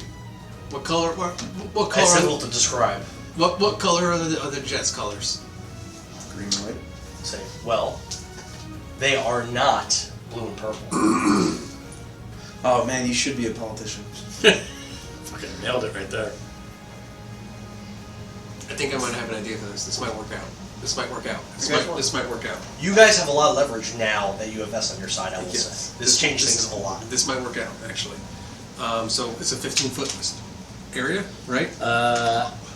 She taps that pink flute on her shoulder. Who, Vess? Vess. Oh, she's a bard! Yeah. She's a bard! So she could probably use whatever that is. Oh! That's, Vekni's going to... You're gonna have to fight her. We were. Not anymore! Vess would be fodder, she's nothing. Something tells me these characters are already level 20. No, that's ridiculous. They got the burning They're fist nice. treatment. They have good items though. I described. Of course they they all do. have Why items that were Asakor's. Why wouldn't they have great items? Vekni's going to ask Vess, can I ask you a question? Yes, Vekni. While you were at Queen's Grace, did a young man show up with the name of Miclean? No, I don't know that man. Yes. What does he look like? She'll describe him and the rippling muscles. One of Lord Henry's men did return to the city, and he was with a man that was kind of how you describe. So it was probably him. I have. So right now, Perhaps. basically, I didn't speak to them. choices are I'm gonna have to get back to Speak to Queen's Grace. Asakor. How did you get here? Did you step down. traverse here, or did you use some kind of magic? We traveled by horse. It was shortly after Dan that was gonna man, trap us with your sister. Lord Henry arrived. It was shortly after. Lord Henry. He's a brick. To marry him. Well, you should probably not do that. Lovia's our 30th. We are to be wed. They call him Savage Henry because supposedly he's some great tactician. Isn't he about 40 years your senior? He's quite a bit He older. wouldn't be able to dance around that if he hasn't seen this treatment. And I mean, He's a sworn protector of Prince Landon Lorien and the former hand of the king. So The old king of this right, kingdom. So Jan, You must have some sucked in. merit. Had your sister This person. she leans in and she goes, you know that he tried to have your brother killed. But now that her father. Her eyes go wide. I don't know what you're talking Yeah, I think we're in a pretty good spot right now, actually. After we are from here, I told Rollins that But that's over a pint of ale, we discussed what happened. I must know, because if I'm to marry this man, well, I simply cannot if he tried to have my brother killed. Well, I mean, tried to have me killed too. I cannot marry this man if he tried to have my brother killed. After we finish our business here, we'll discuss it. Okay. He was very interested in the fact that I'm the princess of a foreign kingdom. I'm sure he was. He was very power hungry. Especially after we saved him from that jail cell. He didn't mention anything about being in a jail. He was locked up by the Fury Lords for the microphone. Yes, Queen Inez and Lord Chilter also despise the Fury Lords. And most people do.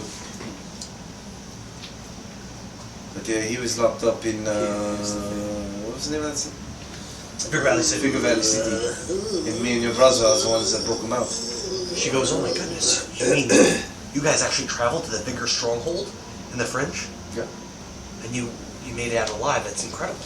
We made it out alive, but there was a lot of bodies left behind us. I can only imagine what you encountered there. Like I said, after we're done here, we'll discuss it. Have you seen Strife and Prince? You have not seen them since you guys left Queensbridge. We've heard stories of Prince, nothing of Stripe. No one's heard anything about that goblin. It's very strange.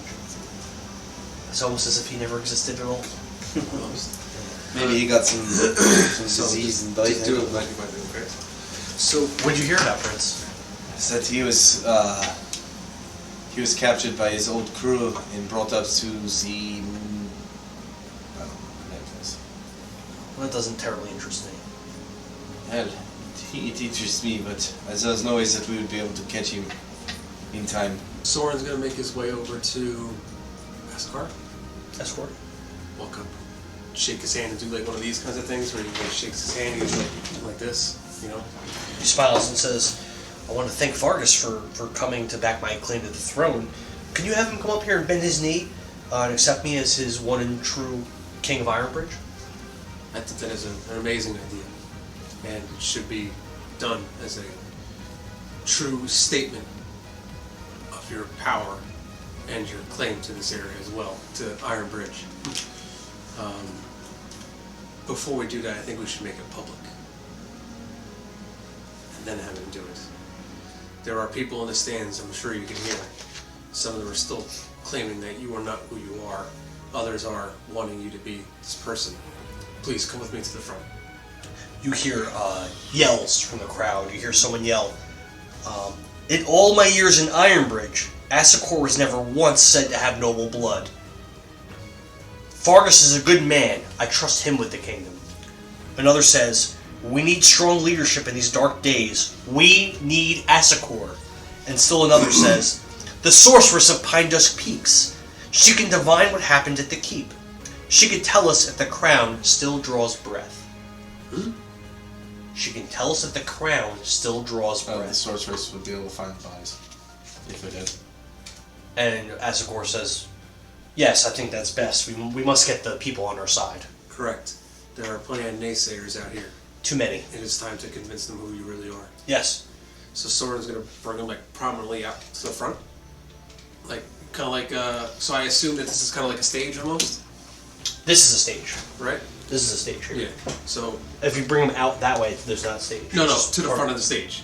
Okay. Very front of the stage, looking out kind of like towards me, right? I guess this is like everyone's looking in this way, correct? So how do you want to do this? Is Asakor?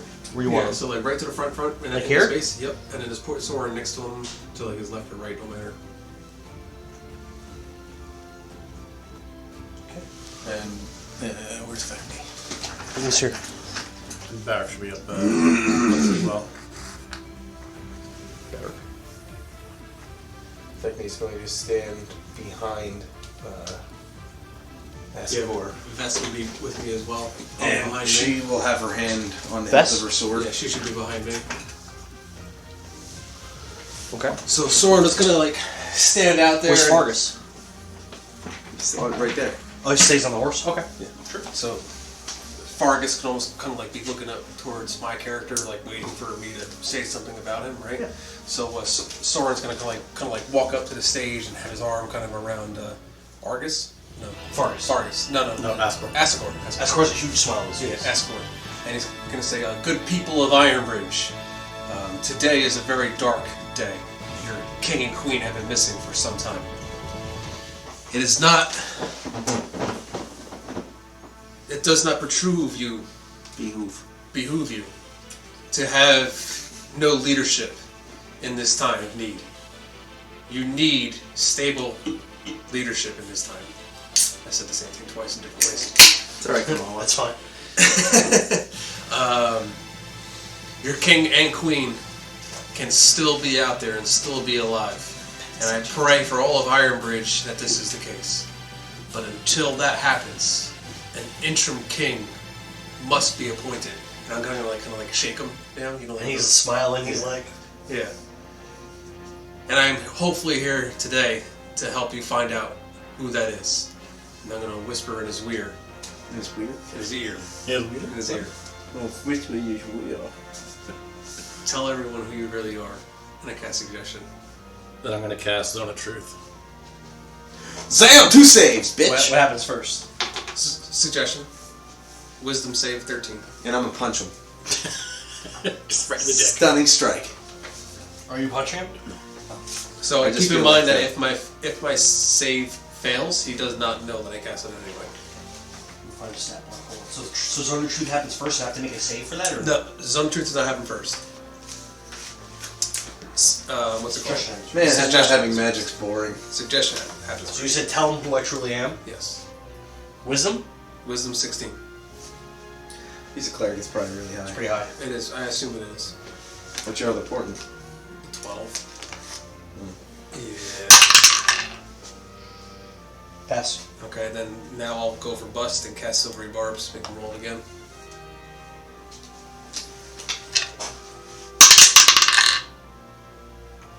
Fail.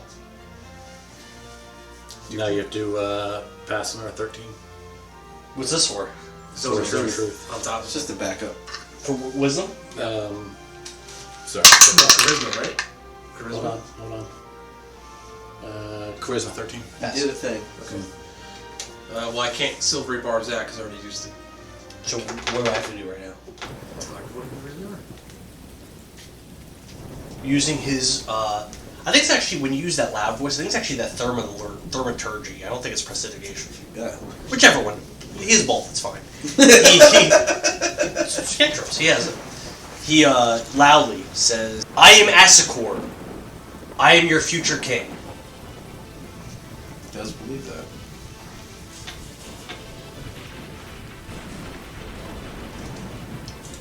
That's my true name. Someone yells from the crowd, Asakor should be arrested for murdering the king and queen, not crowned as our sovereign. What madness is this? So this continues for the entire duration, by the way. So Okay. for 8 hours. Another says, these foreigners support the new king. Any friend of Asakor is a friend of Ironbridge. And lastly, you hear, we must not appoint a new king until we learn what happened. So wait, the last people that yelled said that he should be arrested? The last person that yelled said that we should not appoint a new king until we learn what happened. It seems like there's like three distinct groups. It's like this one group that wants Fargus to be king, or at least to lead for now. Another group that wants Asakor to be king, and another group that wants nothing to happen until they learn what happens. So, suggestion is still going on. It still goes on for 8 hours. 8 hours? So, when You're allowed to make new suggestions? No. Oh. No. But the spell is, as I described it, tell everyone who you really are. Yes. Right? Sure. So, Asakor, why did you say you were... What's the other name that you used? True Silver. Why did you say you were True Silver if you're Asakor? True Silver's his last name. He says to you that he needs a noble birth to become king. Does he say that to me, or does he say it to the Says crowd? to you. You asked me, he said it to you. So is your name Asakor True Silver? What's the parameters of the spell? Would you be able to keep asking him questions? Yeah, it lasts 8 hours. You just lasting 8 hours. have to say spell who is you are. up to 2 sentences that I. Then he says no. I don't have a surname. I was an orphan, which you learned last session. So you are lying. Yes. Vekni's gonna lean over to Fargus and give him like a head tip to come up here. Fargus dismounts and approaches. So Sorin with almost like sadness in his eyes. Good people of Ironbridge. With thaumaturgy? No, just talking as I'm talking. Okay. They're gonna hear you, bro. Oh, you think they'd be quiet once they start talking? No, in all seriousness, they're far away. If you look, that's like this. So this is like the beginning of the crowd on this side. This is the beginning of the crowd. I don't know. on I that think side. when I had that whole speech before, I didn't say it, but now all of a sudden it's okay. Well, the people in the front. If you yell, the people in the front could probably hear you. So, again, with sadness in his eyes, good people of Ironbridge. I've made a mistake. Asakor has just told me he's not eligible. He's just told me he is not of noble birth. He looks to you and he says, "What are you doing, wizard?" I'm only telling them what you just told me. But are you here to support my claim? So why did you tell me you were not of noble birth? He doesn't know the spell cast on. That's fair. That's fair. So who are you then really? Are you of noble birth? I'm the man to become king of Ironbridge. That wasn't the question. That wasn't the question. What was the question? No, I'm not of noble birth. What are you doing, wizard? So then I thought you were here to support me. Why are you yelling these things? I am, but by your own admission, you cannot be king. You have to be noble, is it? He just told everybody here that he's not noble. Correct? Correct. He looks to one side and looks to the other side, and his mercenaries start to like bristle. Like they don't draw their weapons, but they like put their hand like hand goes on a crossbow, hand goes on a sword. Who has more bodies here, Fargus or Asakor? It's exactly even. So, but Asakor, again, I don't understand. Why would you say that now? Why would you tell everybody now that you are not of noble birth? What do I have to do with the spell again? I have to say who I am? For 8 fucking hours until I break concentration. Because I am Asakor, and I don't have a surname. I thought the people would like the name True Silver, as many in Ironbridge worship Baronar True Silver as their god. Because it thinks that's a little on the nose. Well, it seems like some of the people in the crowd didn't like that. If you heard some with their rumblings. I could have lied on your behalf. I just don't understand why you told everybody now, of all times, to say this. I thought this was the perfect time, and you still can tell them that I. You already It was told the all these perfect time people. to tell these people you lied? No one's heard except for you, Dennis. Everyone around us is holders. You didn't I whisper don't this. think the mercenaries scare. I've seen Fargus does. You don't have to. He's right there. Fargus did hear it. Get the fuck. Yeah. He's like, fuck. Can you guys convince him for me? Talk to him for me? He's right there. Talk to him yourself. You just told him that you were not of noble birth. He smiles at Fargus and looks back to you guys. I'm not trying to fight this guy. Why would you fight him? I don't want to. What is Brogdor's level or whatever? Yeah, I don't know what on your this? plan on this is. Yeah, you should. Yeah, you know more about the kingdom than they do. You should be like I know nothing. I just Like- wanted these gloves. I don't even know why I do this. like Interact. interact. That comes into play. So, as Brogdor would be, finding out that he is not of noble blood, he can't be king. He needs to be forcibly removed, and Fargus has to take control of the situation. So with that knowledge that Bharrik has, what does Bharrik do? What does Bharrik say? Bharrik is going to look over at our friends surrounding Asakor and kind of gives a nod and puts a hand on his battle axe and see if it's ready. Time to go. So do you move to attack? Is what you're saying? So you motion to the men to attack, and you move to attack? I just kind of gave a suggestive look. I wouldn't say I motioned anything yet. It's kind of one of those things like... Did the soldiers move up, or are they still far back? We can say they did. It would have been annoying. Yeah. I just wanted to know if they followed or whatever. So with Bharrik's look, and you haven't moved to attack, they're going to draw their weapons. The mercenaries? No. Oh. The men riding at Fargus' back draw their weapons. So these guys are all mounted and they're on the ground? Yes. Whoa, that's a big advantage. Yes. In normal fighting, I don't know how this is. They draw their weapons.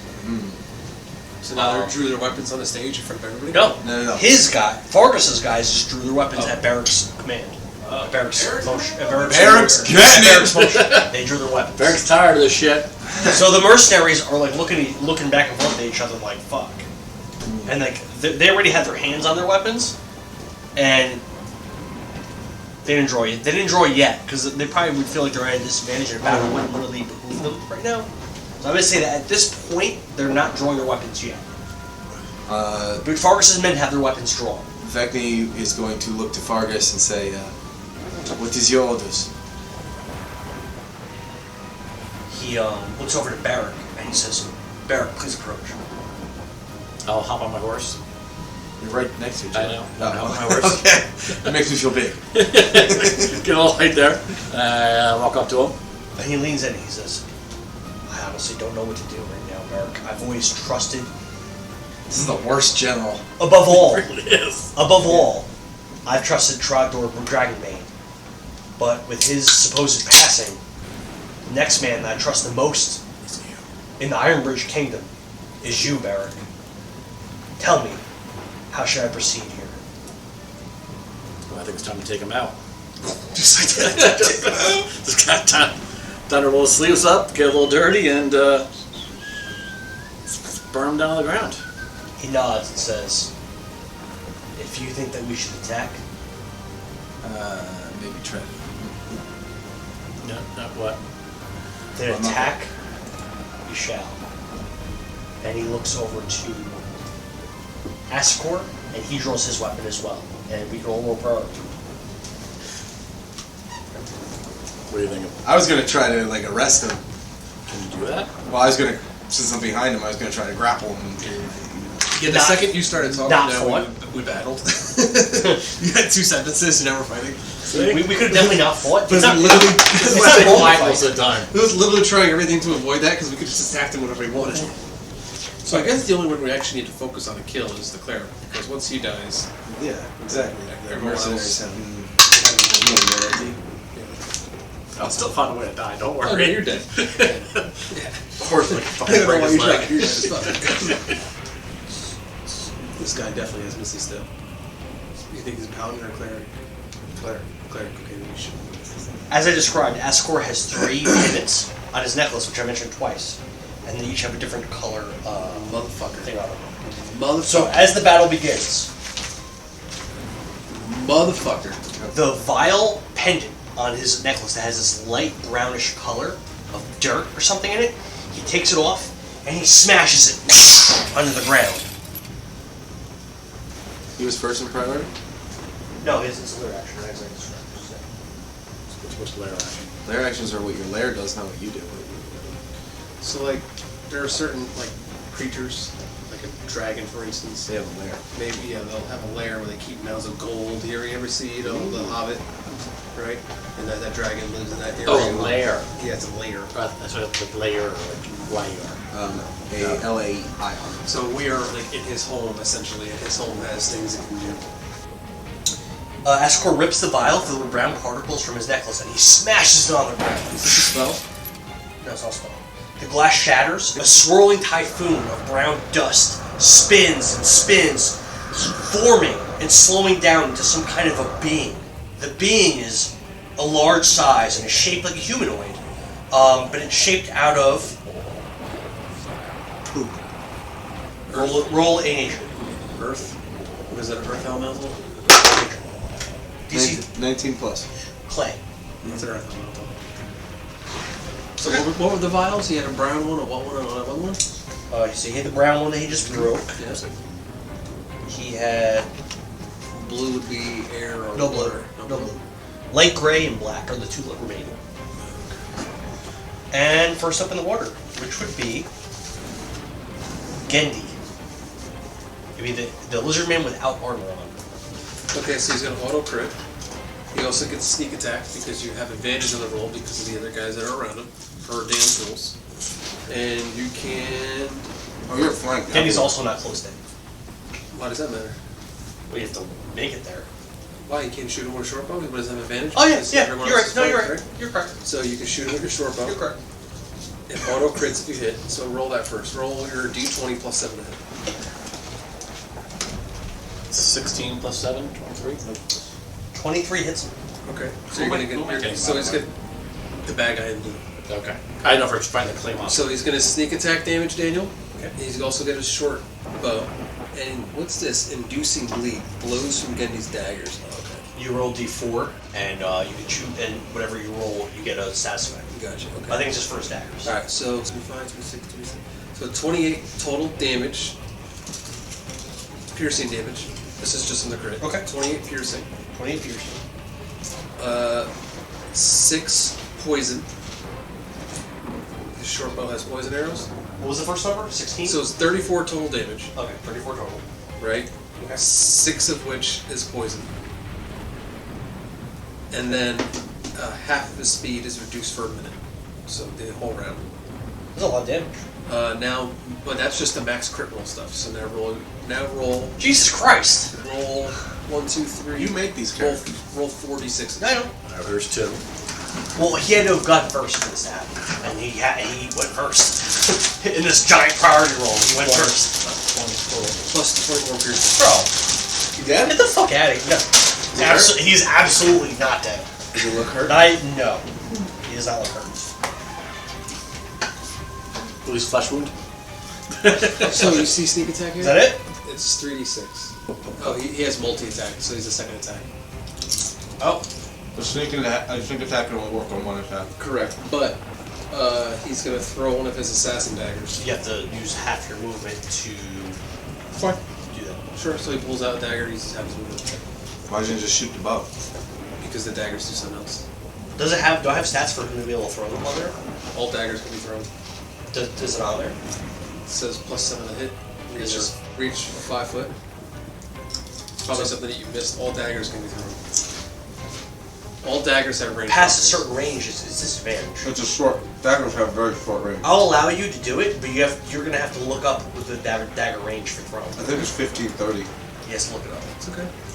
I'll let you do it. So a dagger you have to look at the is mechanics. 2060. So anything over 20 is disadvantage, right? Correct. But he has advantage because of flanking.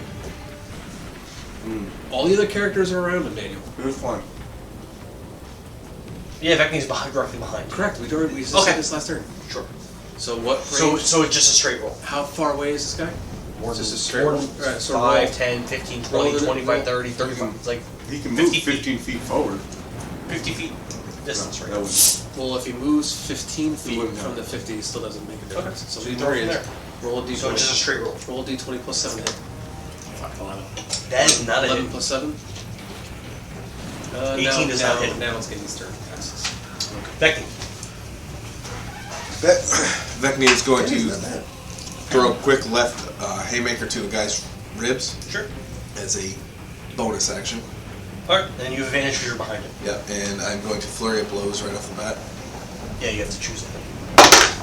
The first one is 15 plus 8. What's the number? 15 plus 8, 23. Hit. Alright, so I will stunning strike. Sure. Which is a 16 save, I think. Of what stat? Constitution.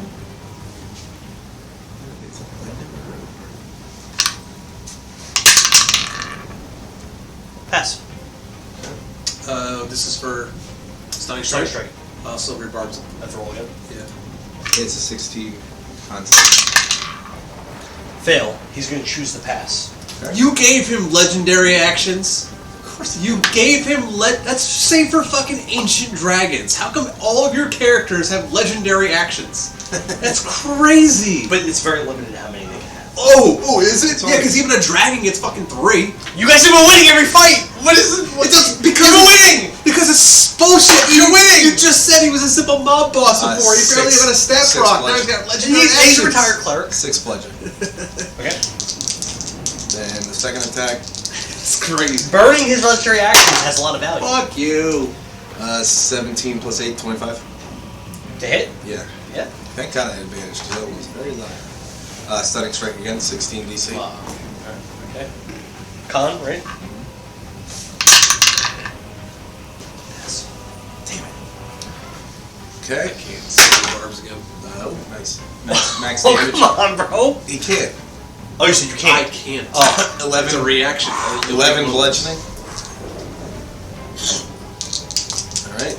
Alright, I'll go into attacks. You how much total key? You have 6? Yeah. No. What level am I? I'm level 8, so I have 8. Okay. That's a miss. Okay. What are you rolling again? 2 Oh, bonus. because you did, Yeah. yeah. Uh, You did flurry rolls. 22. Initially. A 22 misses. Alright. Okay, that's it. You hit him with 23s a couple times. Dolbrek. He looks kind of hurt.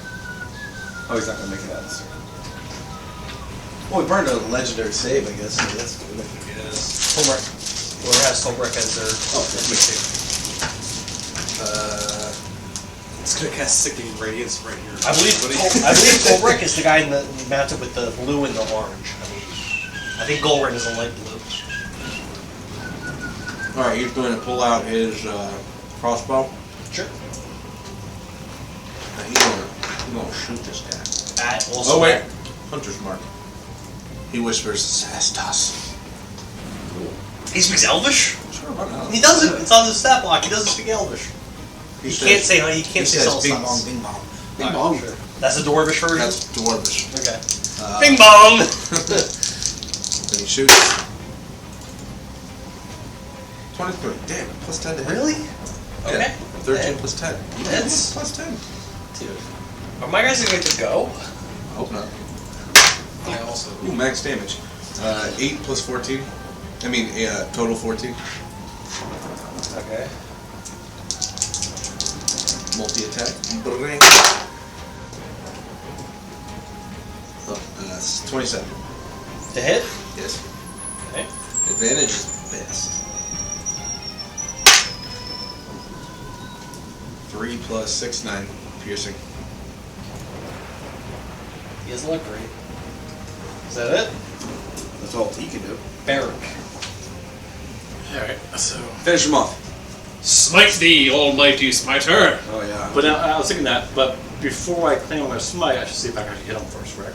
Yeah, you hit him first. Yeah. You have advantage because you have him flanked. Yep. Once you know that you hit him, you give it everything you got. Absolutely everything. Yeah, I mean, we want to end this fight quick. Otherwise, if we were wary about shit, I'd say go crit fishing, especially with all the advantage you have. Otherwise, just fucking stay for the goddamn fences. So, plus 7, 25. Roll advantage, roll it again. Yeah. No. 25. Okay. 25 hits? Yeah, smite away. Should we do Searing Smite? No, just Catch on fire? No. That's a bonus action to use that. You're This is gonna. not how I envision the skill. What's it called? Smite? No. What's it really called? Divine Smite? Divine Smite.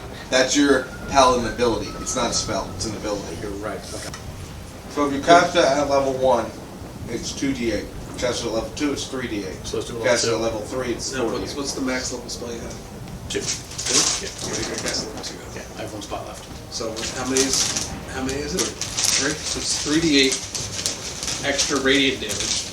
Plus your ordinary damage. Plus your ordinary damage. So let's roll my, so I hit my axe. Yeah, so roll your axe damage. Just click on the little button. Yep. Fine, hold on.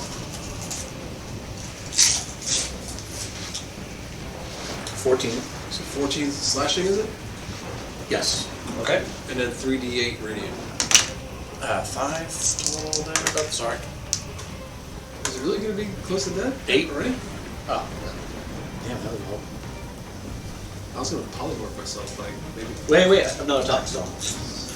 Wait, what? You smite twice? Yeah. I mean, I could smite twice, but that one I can do as a second level once. So I gotta smite that off.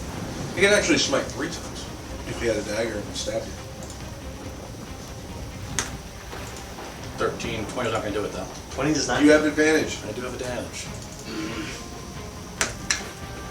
That hits them. 25. Bam, baby. And then. Come on. Should I smite him again? You know how many hours I put into this game? Smite? In the words of Joe, do you have another second level spell slot you can use? I do not. So I have a Serum Smite, a level No, 1 Thunderous, or Divine Smite. Still divine. Still divine. Always divine. Unless you cast the other one. But go to your spells real quick. How many spell slots do you have at second level? Only 2. Oh, you use both? So now this is going to be one spell slot. So it's just 2 d6. Yeah, actually, what are the spells? Well, it's gonna be no 2d. No, it's The lightning streaks across the sky. The rain's falling down really heavily now, out of nowhere. Rain falling down heavily on you guys. It's not ideal. no, just divine smite again, and then use it as a first level.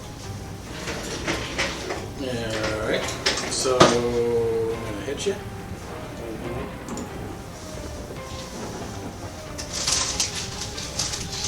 12 slashing. Okay. And then my Divine Smite is how many? One. 2. But wasn't it 2d8 last time, or was it 3d8? Oh, I rolled 6s last time. Not 8. 6s? Yeah. How do we fix that? Or just roll with it now? Yeah, I say roll with it now.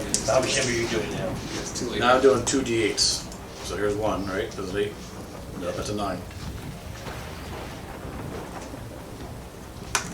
Fucker. 1. 4. Just So you did go. I didn't even get to go.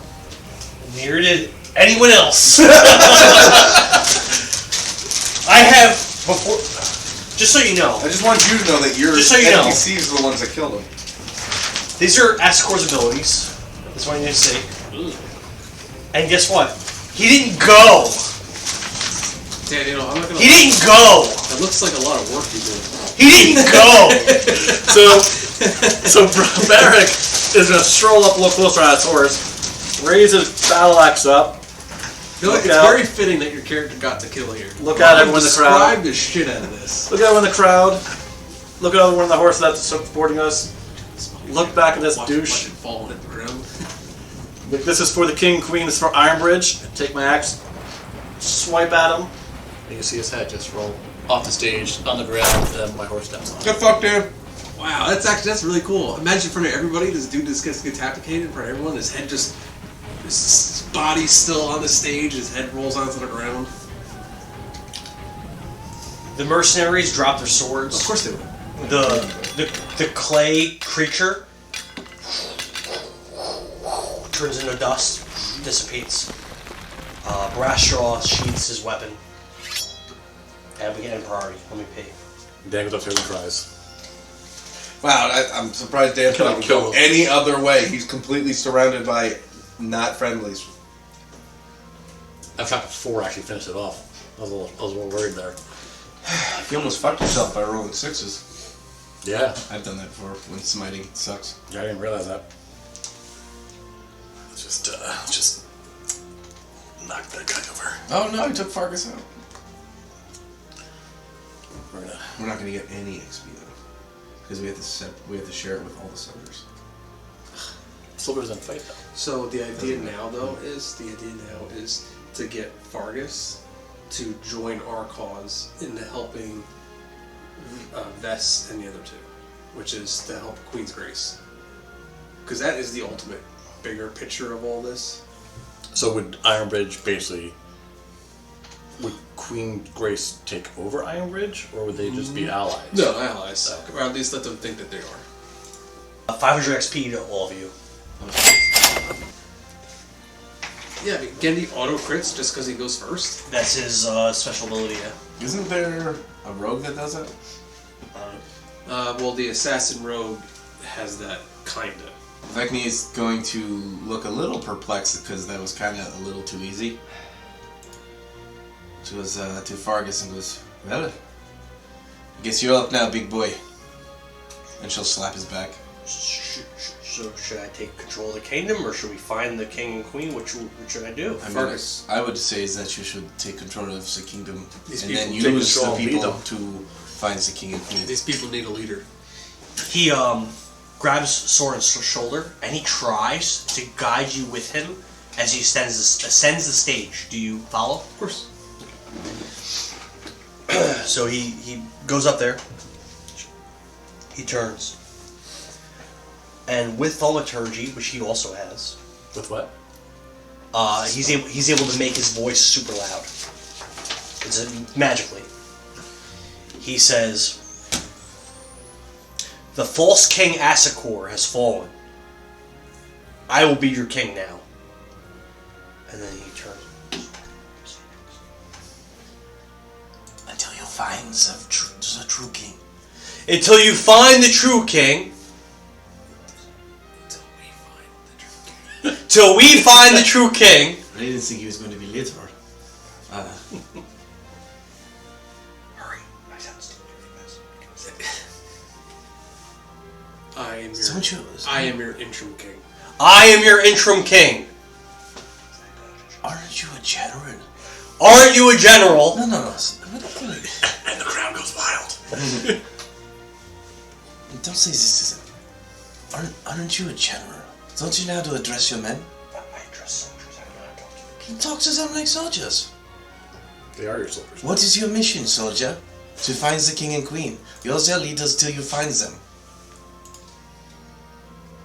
I will be the leader of the Ironbridge kingdom until we find what happened to King Grodlum and Queen Tanaday. And people start cheering. You hear them cheering. Sorin will kind of go like something. And now he's like, you see he has like some courage and like some like, he's like, our new friends, Sorin, Bharrik, and Vekni, they will find the sorceress of Pine Dust Peaks and ask her what befell the crown of Ironbridge. And the people, they're screaming, yeah!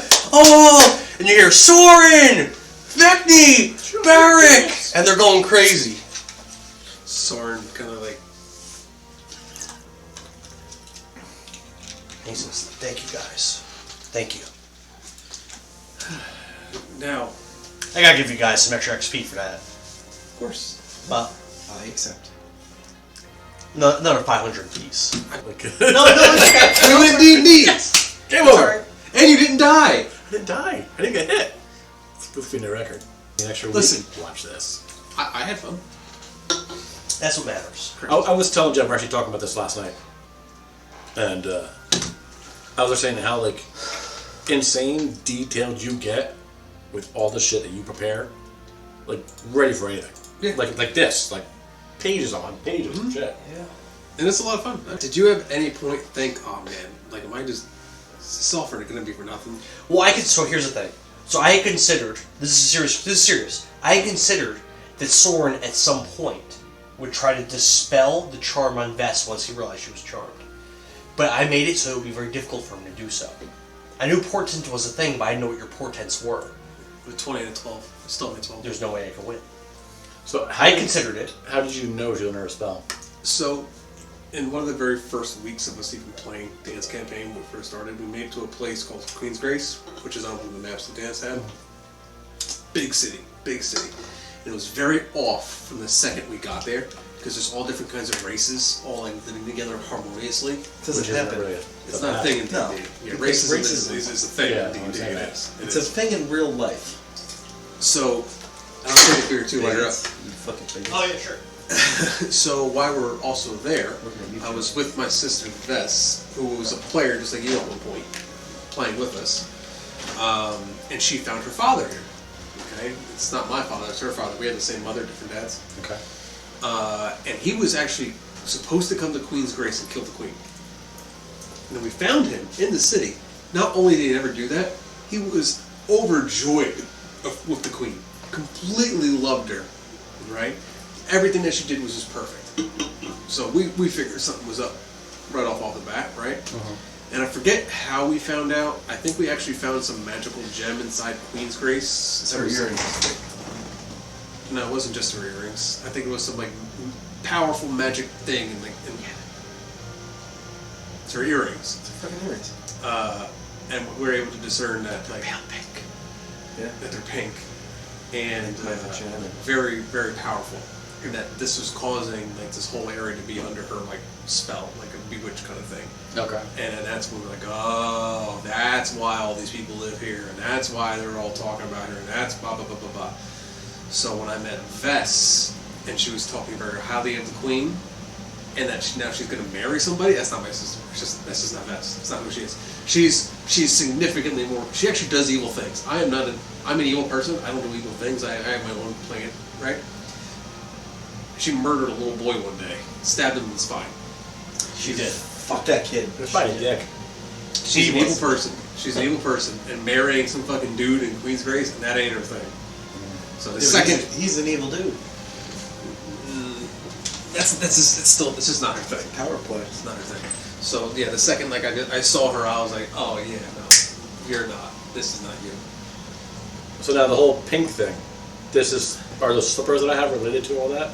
I say like the stronger I get, the stronger slippers get. I would say that you don't know, but oh no, you attuned to them?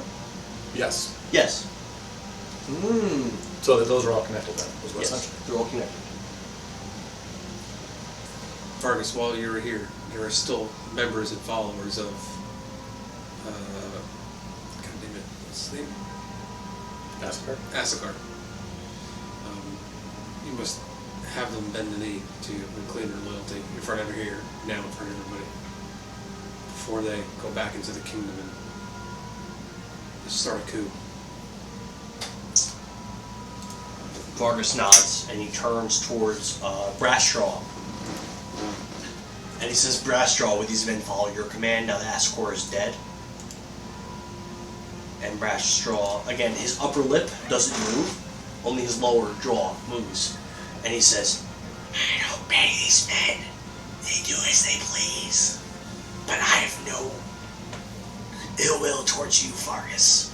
I will do as you say as long as I can continue to work at my shop.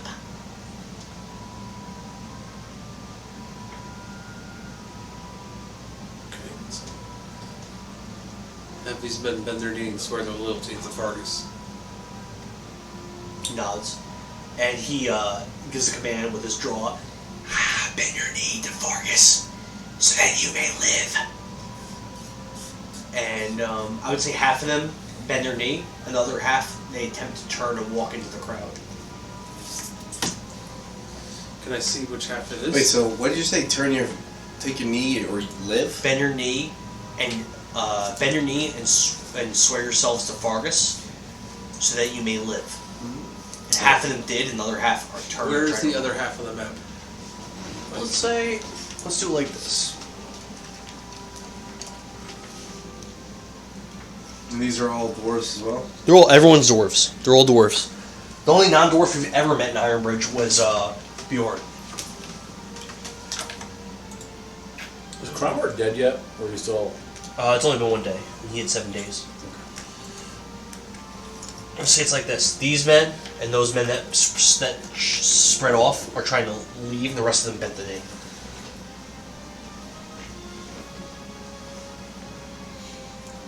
Fargus, you must tell your little followers to stop these men now. Fargus has his own loyal followers, 250 people. You should stop these guys from leaving. Fargus gives the command. Arrest those men! The one that are trying to slink into the crowd. Yeah. And even the soldiers that were like mixed in with the Commonfolk, like wrestle them to the ground and grab them. Yeah, that's the appropriate thing to do. And sure, you try to get a new interim king. Everyone should leave. And they get dog piled. There's not very many of them, so they get yoked up. Get dragged off. Good. I must say I'm very proud of what we demonstrated here today, and I'm overjoyed to see that you are the rightful interim king until we can find the true rulers of Ironbridge. I think I speak on behalf of myself and Brogdor. That we are proud to have you here in Ironbridge, leading these people. I thank you, Sorin. But as you've heard, many of the people still believe that King Growlin and Queen Tanaday live. And that's okay. We hope that they are, and I'm sure you do as well, yes? Yes, of course. I know that myself, Vekni, and Brogdor will do what we can to find them and bring them back, if you so wish. I would like to know the truth of what happened.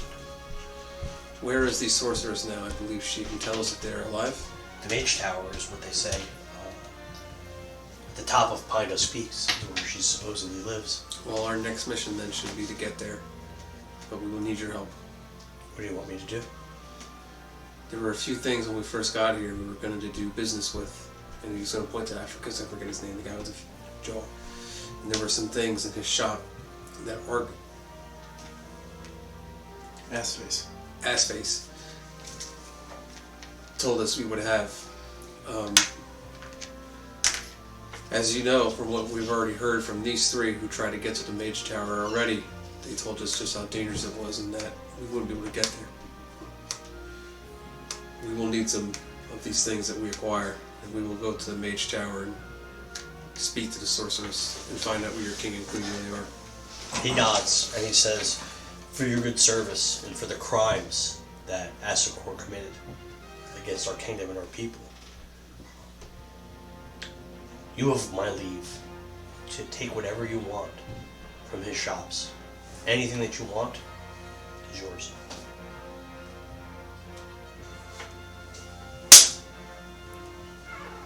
My items are already gone. What do you mean? They're on the fucking guy. Take them. Say something. He said take whatever you want from the shops. If you want to take items off of which people are trying to take items off. Well, he only wants those one gloves. Those are on the guy in the blue armor. Yeah, who he thinks he might know anyway, right? Now would be a good time to start talking.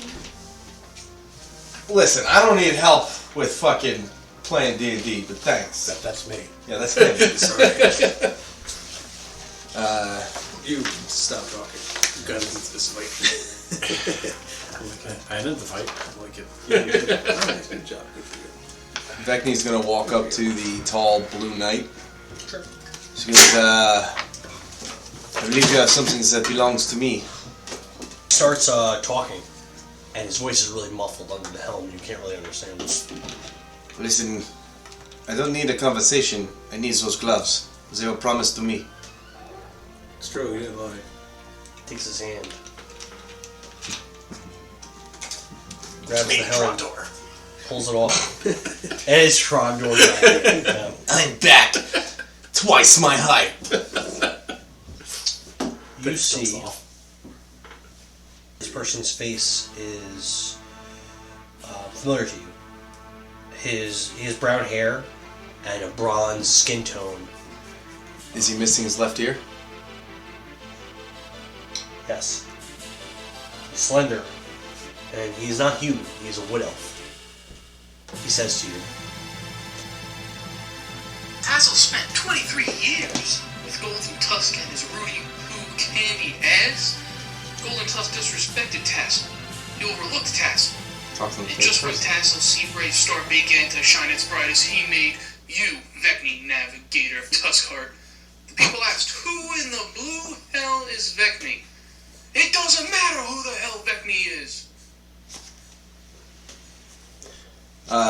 Vekni's going to raise an eyebrow. Just, lower the sunglasses.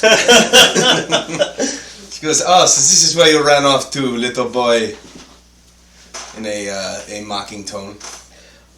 He was being groomed to be like the next second in command or something like that, behind Teclis. But once Vekni got on the ship, Teclis recognized Marjorie Sharpeye. Yes. And instantly favored her. And after he left the Golden Tusk fleet, you ran into him several times, and every time he bested you, and Teclis saved you. Do you remember that? You wrote that to me. Yeah. That makes sense. I remember that now. And he lost his ear because Teclis took it You off. always call him Tess. Challenge Tess. The Teclis runs around here looking like a big fat bowl of fruity pebbles and saves your thong-wearing fat ass every time. 4 years ago, Tassel had you on the ropes. Tassel had you beat. But that candy-ass Teclis came out of nowhere and stopped me. Well, not again. Well, I do not need Teclis anymore to beat you up, Gendy ass. He looks around. Tassel doesn't see Teclis anywhere. Where is that candy-ass Teclis? Well, she takes her hat off and holds it over her heart. Teclis sadly passed away. Oh, what happened to him? It doesn't matter what happened to him! But I wasn't going to tell you anyway. She puts her hat back on and she goes, "No, give me those gloves." Tassel worked hard for his position here with Vess and her friends. Well, I assure you, I will Vess just is give a these up closer to you, friend. Vekni. A closer friend to me than you.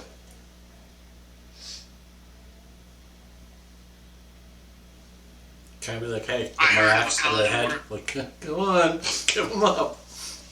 You can. I heard of a paladin order in Dovah, the order of the consecrated righteous. I joined their monastery. I was trained by their greatest paladin, a man called Fontaine. When my training was complete, I set out to test myself. I learned of Inez's artifact hunt and figured this would be a nice challenge for Tassel's new strength, the people's strength. I joined Vess, Roland, and Blaken in their hunt. I'm not about to... And Tassel is not about to give these gloves up to you. If you want them, bring it. You'll hardly waste the time. And she turns. She looks at Sorin. And she turns and throws a punch right at him. Roll priority. All of us, or just Devin? Are you all going to fight? Or are you going to let him settle his business himself? 22. What are we going to do in a minute? Oh shit, man. So then... So is the newly appointed king also going to allow this to happen too? I would say that no one else is going to join unless you guys decide that. I guess the next thing is too. This is kind of like a personal vendetta type thing. Yeah. But if you guys want to join, I guess the other thing is too is like, you know, is this? I think Fargus would step in and not allow this to happen. And get some guards in on this and. It's also for like death too. I mean, if Fargus or are they doing non-lethal? It wasn't really established. Kill him if we can. If who's this guy? He is a piece of shit. That was from my pirating days. Sort of was no. If Bharrik wouldn't want this battle to happen and would want Fargus to stop it, he can make that suggestion to Fargus. Which one is? This is Tassel. So I'm gonna lean into Fargus. I'm like, look, we'll throw a couple punches, get out of their system, call your guards in, and hold them down. Let them throw some punches. We'll throw some punches. Okay. If it gets bad, then we'll just have your guard step in and take control, and we're taking the gloves. Either way. If it gets bad for who? If it gets bad for Vekni. Vekni's first. Do I get that first punch off? Can I do something? It's a priority roll. Can I do something? So no, you'll get sneaked. You'll get hit around. Can I do something? If you want to join the battle, you can roll priority. I'll roll priority. Okay. Don't do anything yet. Wait for him. He might go before you. 8 total. He does not go before you. Bharrik, are you joining? Yeah, I'm gonna call them. All right, let Bharrik roll. He might go before you. Back 19. Vekni, you still go first. Okay. 19. Miss. Shade. You see, he was wearing full plate mail and stuff, so you know the base AC of full plate mail. All right, so she takes her first swing. Now she'll swing with her right hand, and she misses, and she comes back, and using half her movement, she'll draw her sword with an outward swing. 21. Hit. Stunning strike. Sure. 16 ton. Pass. Still reversed. Really? Yeah. Bro. Yeah, look at it. I don't care. Give me advantage. Yeah, okay, on his next. I have to roll. Actually, I have to roll for somebody. I'm sorry. I forgot that somebody verbs also does that. Yes. 12 slashing damage. It's crazy spell. It's crazy. Silver barbs is crazy. And anybody can take it too. Sorin, roll off. Roll off. 17. 12.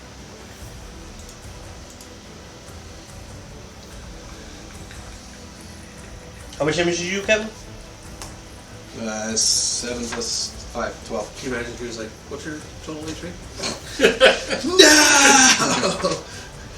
Alright, so then I will bonus action, and I will, as the sword comes across and slashes into him, she's going to throw a roundhouse in the same motion. Sure. How much key do you have left? Probably a lot. Probably 3. 4. 14 plus 8. 22. 22 hits. Thank you for advantage, because that was a great one. Those are never good. 3 plus 5, 8. Bludgeoning. Sure.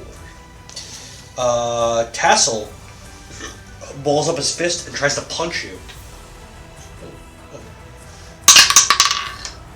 27? Yeah. 27 a hit? Mm-hmm. Jesus. That's what he rolls. Well, you know he's got that powerful item.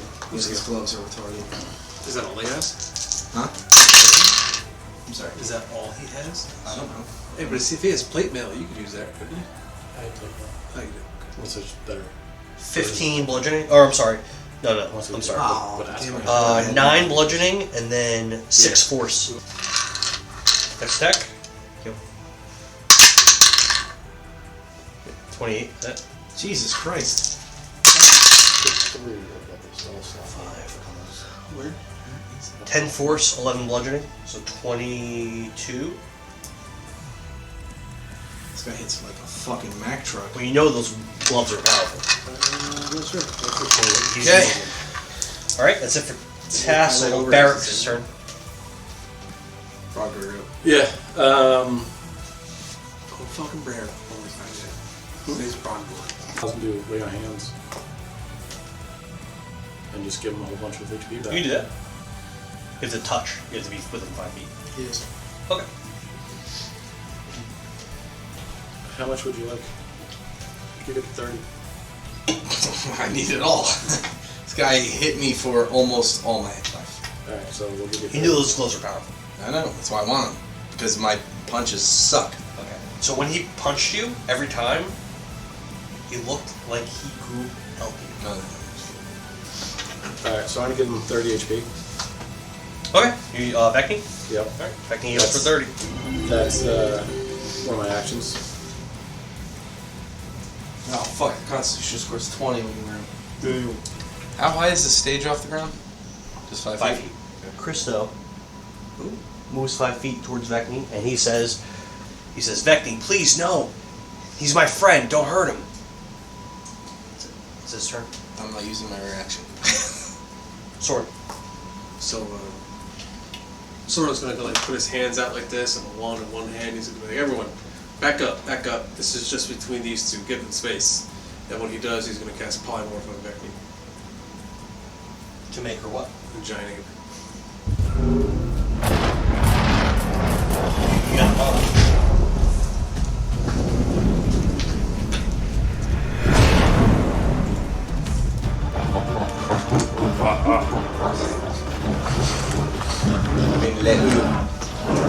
So yeah, no, Sorin's gonna back up 30 feet too.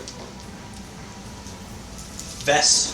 She whispers to Sorin, Sorin, this man that Vekni is attacking has been a good ally to us, and he helped us get through Opponent's Bog. I'd love to respond, but I can't. It's not my turn. With your action, you can. You already used his reaction. Not. Oh, no, you didn't. You used your I used reaction Silvery before Barb. your turn. Vekni. Oh, never mind. Good gorilla. Vess would speak on his behalf. He's part of our party. Okay, Vekni will try to grab him. I don't know how grappling works. Is it an attack roll? Grappling sucks. Well, the reason I ask is because one of the monkey's attacks is rock. Okay. It's ranged weapon attack, which is just throwing a giant rock. Correct. Can I throw him?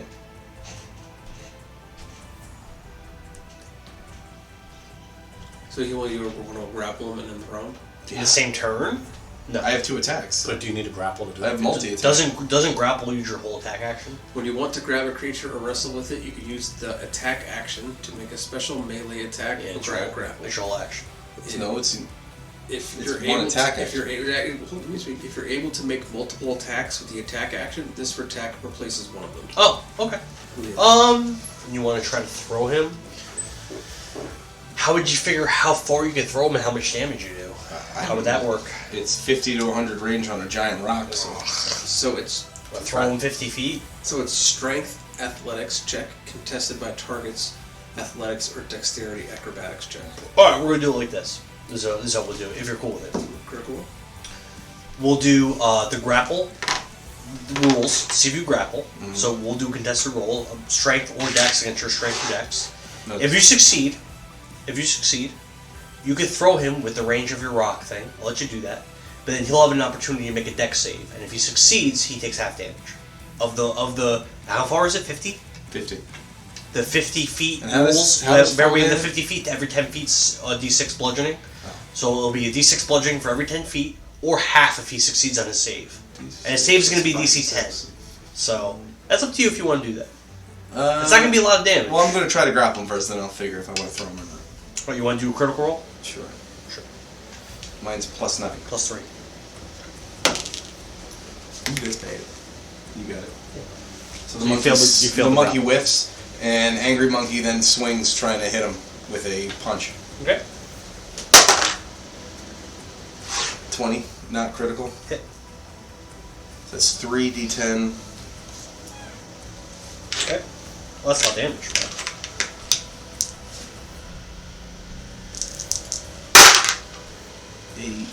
+6, 14, +5, 19, +6, 25 bludgeoning. Tass tries to punch you. Sure, it's probably very easy. I don't know what your AC is, 12. but... I was able to be a giant. 12? Yeah. So I have tons of HP. 18. His fist glows, and he's going to use a smite. Before the smite, we're doing 10.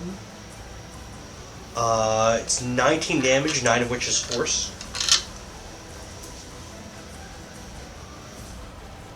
And then the smite damage, which is going to be d8s.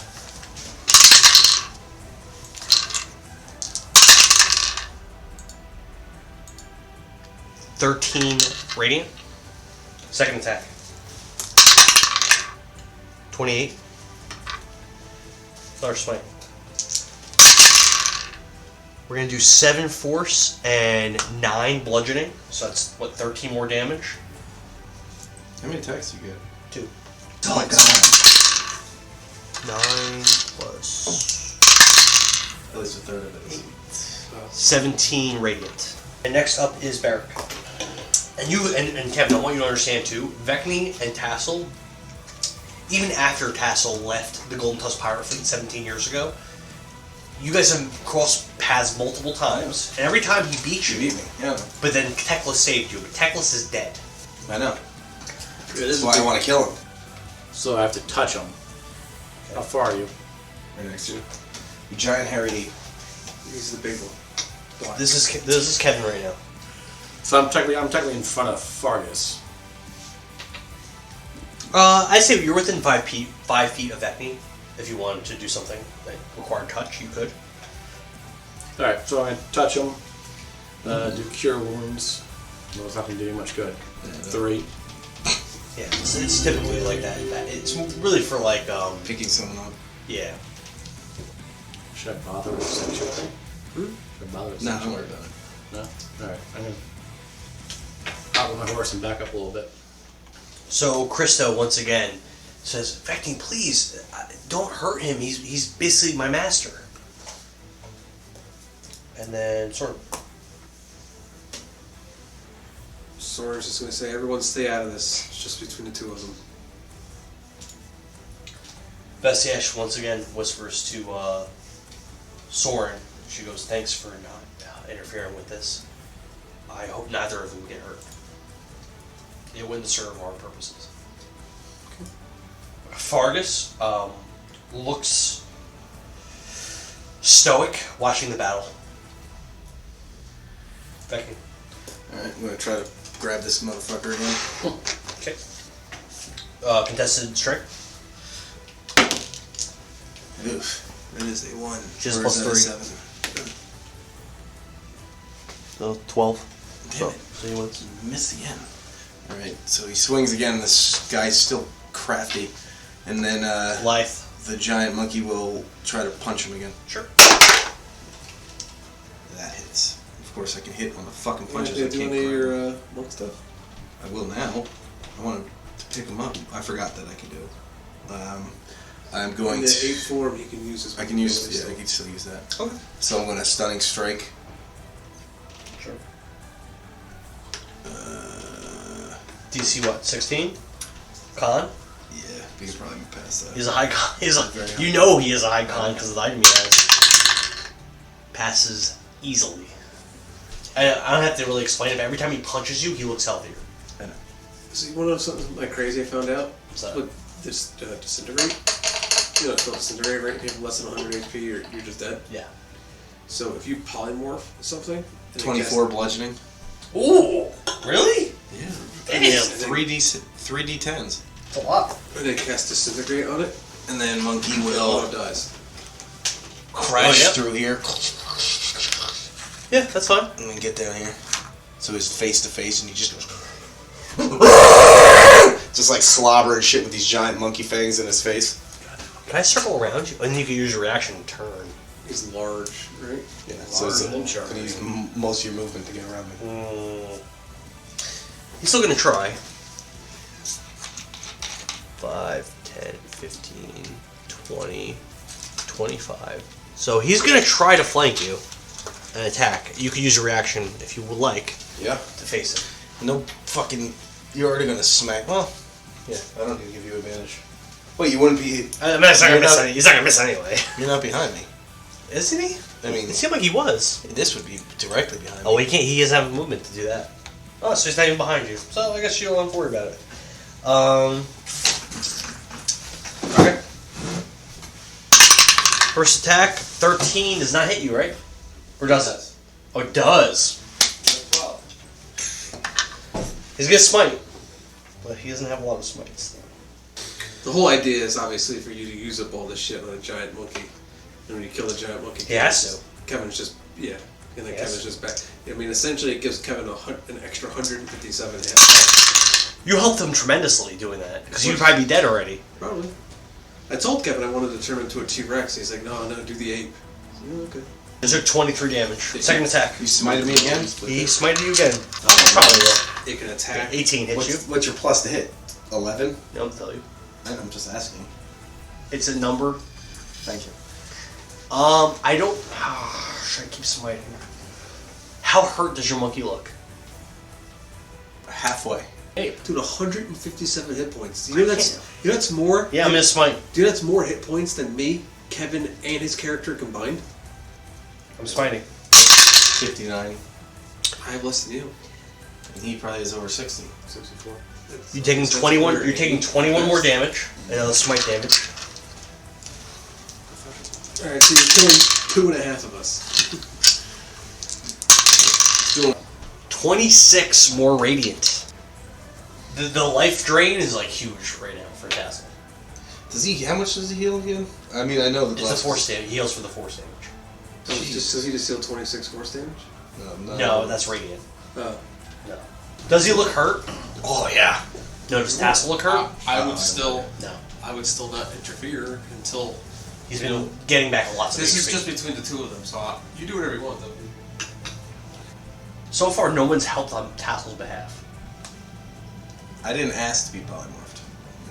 Would Bless or Sanctuary help you? What do they I do? don't know Sanctuary does.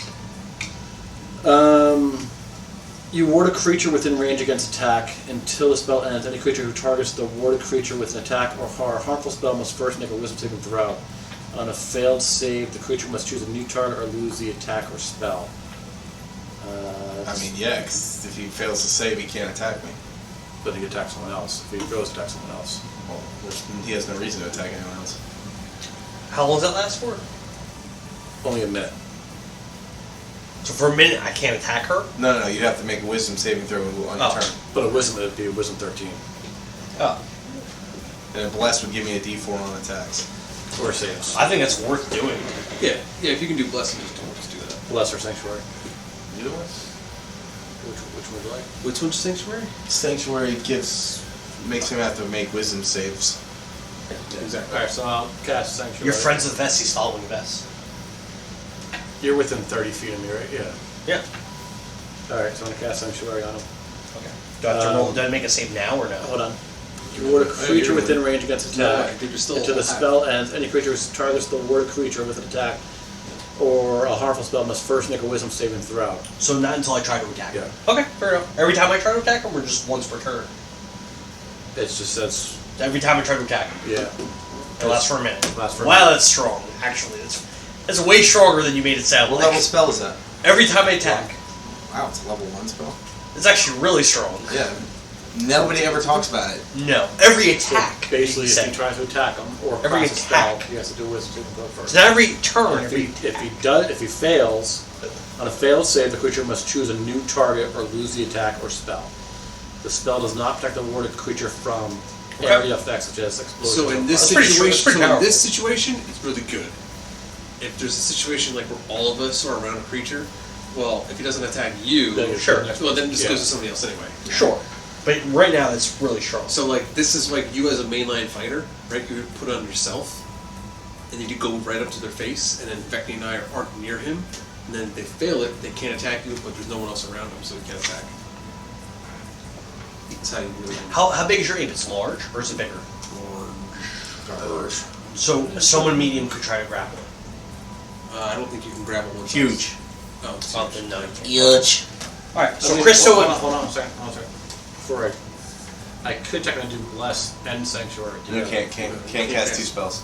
But sanctuary is a bonus action. It doesn't matter. Doesn't It's still matter? a spell. Okay. Yeah, you can't cast two spells at the same time unless you have something like action surge. So Christo again is You might waving. do that, by the way. Vekni, please stop. 5, 10, 15, 20, 25. How does it get involved? So He's a good guy. he's trying to stop it. Listen, Sorin. Besides those gauntlet things that are on him, would anyone do? He has another weapon. He has a flail in his sword belt, and the chain of the flail is wrapped around his waist. He has another weapon. Does it look magical? You can't tell that from just looking. You'd have to investigate it. You can use an action to try to investigate it. If I'm in priority right now, which You are. we are, can I turn around and see what good old headless guy have? Did he have a shield? Did he have a shield? Did he have a He said he had plate mail. He has kingly robes over golden armor. He did not have any weapons. And he did not have any kind of shield. He did have a necklace with pendants on it. One of the pendants he ripped off and summoned a creature. Is his armor any better than my armor? What kind of armor do you have? That Hallbrook heavy armor plate. His armor is better, yes. Can I take it? You can, on your turn. You could try. Use an action. But an action in priority is 6 seconds. So do you believe that you could take someone's armor off in 6 seconds? You could start. Start. But if I'm at a priority, then It'd be better to do it at a priority. that's basically what I'm getting. Okay. Yeah. But it does look better than what you have, yes. That guy, what is he standing on now? Is he standing on stone or is he standing on earth now? He's now standing on... It's essentially like a really, really fine, well-maintained type of gravel that's like pale white. So you're asking about like Molurth-wise? is gravel earth, probably, right? I don't really have a problem with it. You choose a portion of dirt or stone that you can see within range. Well, if it's stone, then it's definitely yes. So then definitely if yes. you target an area of loose earth. So what I'm going to do is, it's kind of like nonchalantly kind of take my hand like this and kind of like rub behind the back of my head. You know, cast mold earth. Like you're not really helping, but you are. I thought you were trying to make people not help. Huh? Yeah. That's why I'm just scratching the back of my head. Sure. I go, hey, what's that over there? Distracting people. And I'm gonna pop a hole underneath my 5 foot. Okay. That's it. So he drops 5 feet. But a forced movement, we're not doing opportunity attacks. There's no. I didn't want to get more involved than that, really. Vest doesn't really have anything to say. Fargus doesn't have anything to say. Vekni. Okay. Vekni will turn around to see the monkey. I mean, the man much lower. Confused monkey hit. Would that give you advantage now? He's not prone. He's about 6'1", so about a foot and 1 inch or above the ground stays away from him? Or does it? So the monkey's going to 1, 2, 3 behind him. In like a hole? Yeah, it's fine. It's a 5 Does he use his reaction to turn? Okay. If you attack it was like a cookie cutter. Pop that Okay. Square. So Gotcha. He goes to smash the little guy in the hole. So he uses his reaction to turn. Steps. Okay.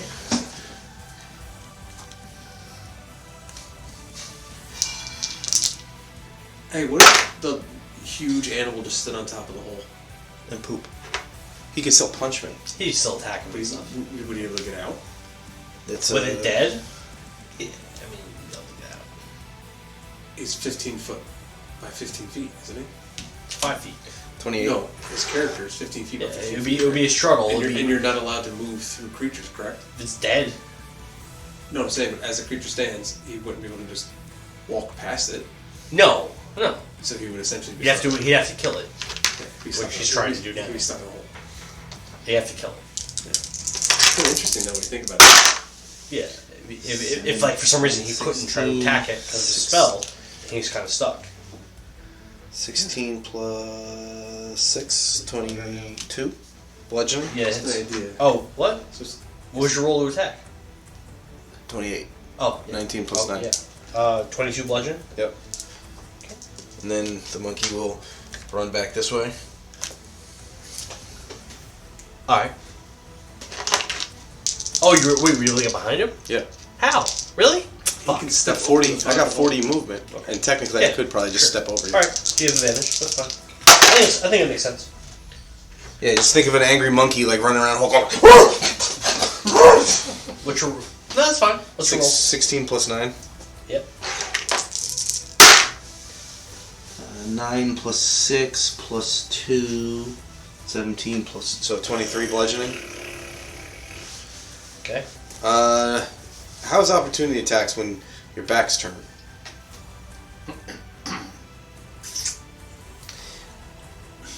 I think as per raw, he'd be able to attack you. But I think if you guys are cool with it, I don't like the idea of that. Doesn't make sense. Are you guys unless it's like a backhand swing with disadvantage. But we're gonna. So wait, what do you guys think? Let's talk. I'd say I'd allow. First time it's come up. Let's talk. I'd about allow it. the attack, but at disadvantage. So that's what Kevin thinks. What do you What's think? the question? His question is, if he has facing on an opponent, and he breaks that 5 feet, which would normally cause a opportunity attack. As per raw, an opportunity attack could happen. I don't like it. What do you think? He thinks I should be able to do it at disadvantage. What's your opinion? Because you can still make opportunity attacks if you're blinded. So what he's saying is that right now you're behind. I'm his behind him back. and I move away from him. If you move away, It would be a blind. I'd say it would be like a blind swing. Technically, he should get opportunity attack. And As per raw. As per So because facing and flanking is an optionary rule. Yeah. So it's never come up before. It hasn't. But the way I look at these kinds of things, right? Like, let's just say the shoe was on the other foot. Yeah. And my character had the ability to attack you. Yeah. Even though my back was faced to me, I would be making the point to be able to attack you because for rules as written, I can.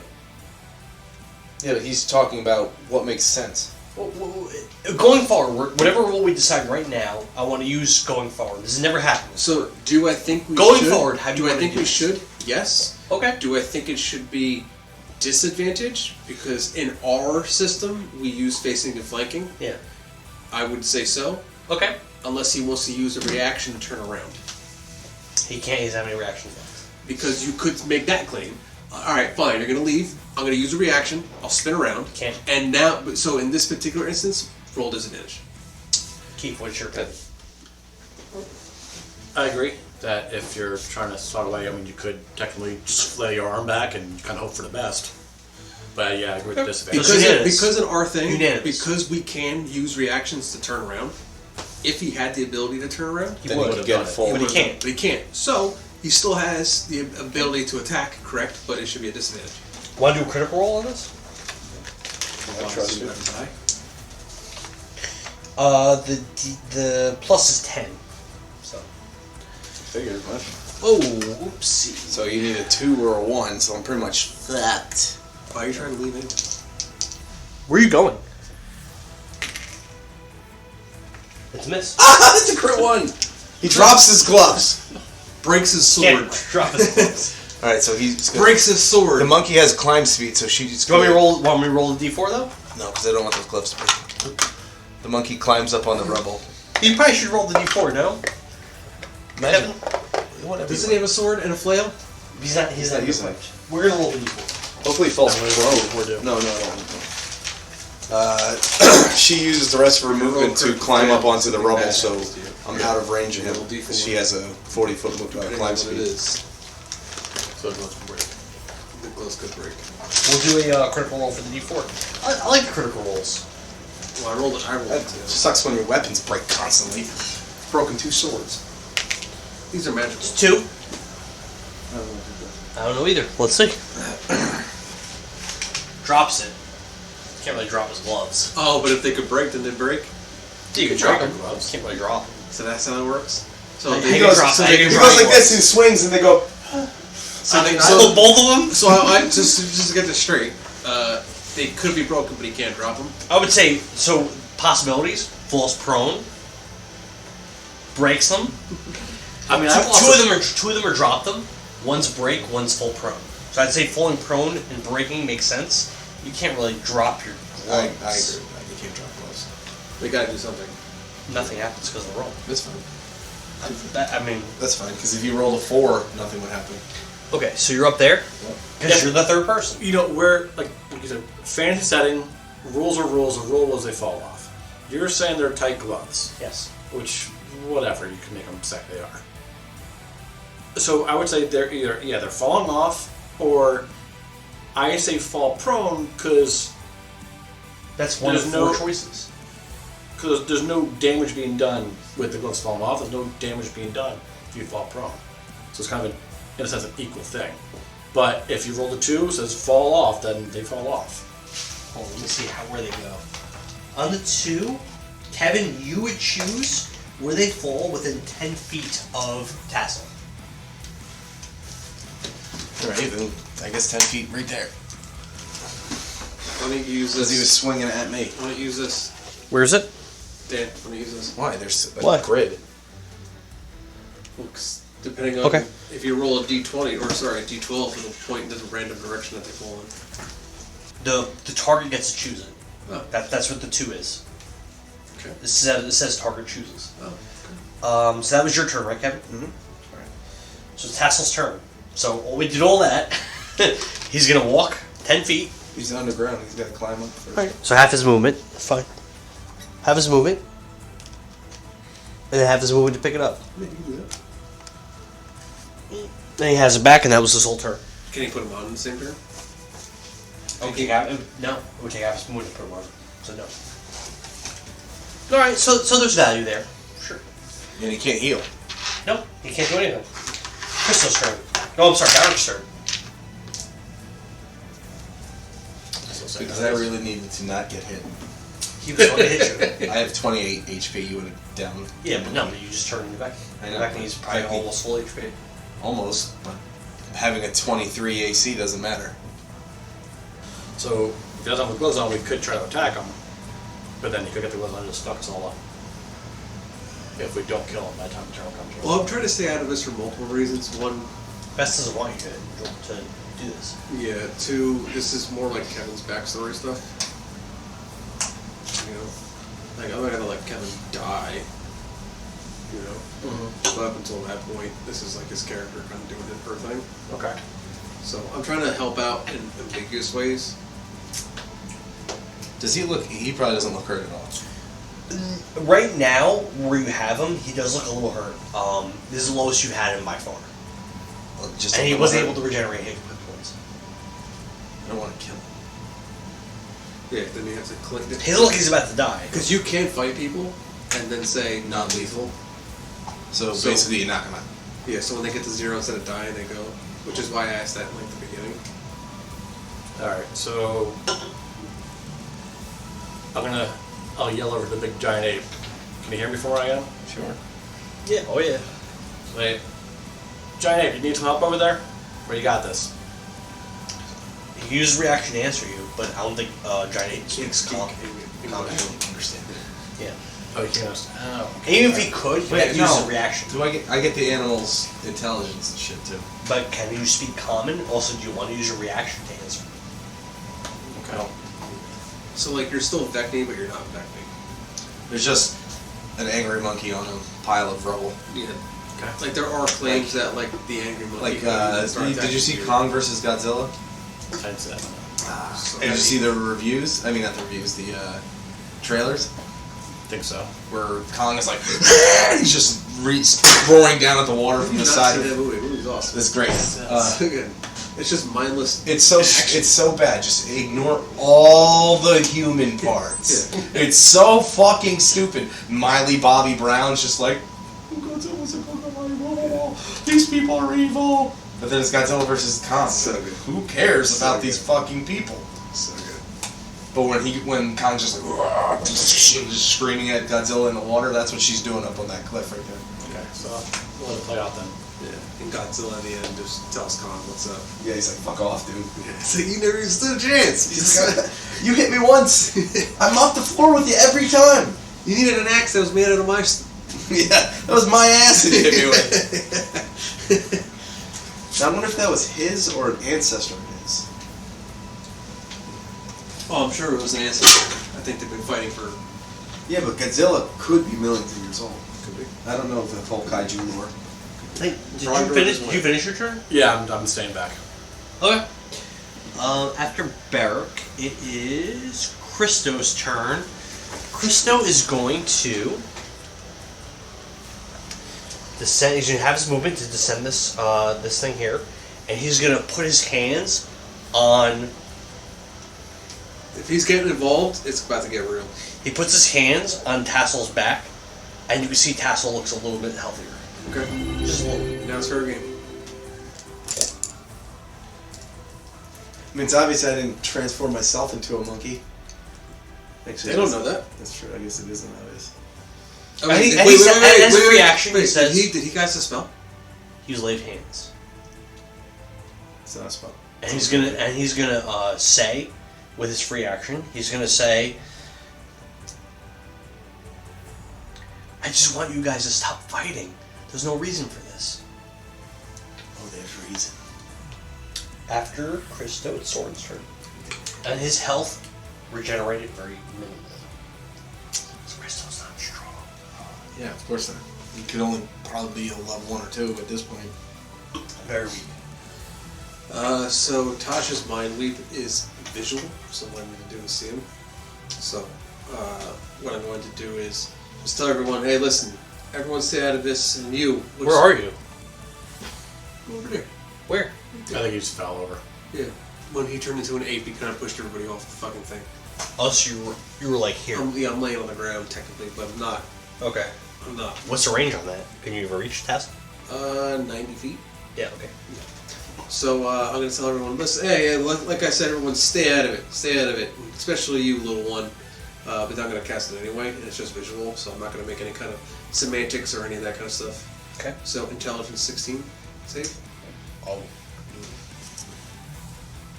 Okay.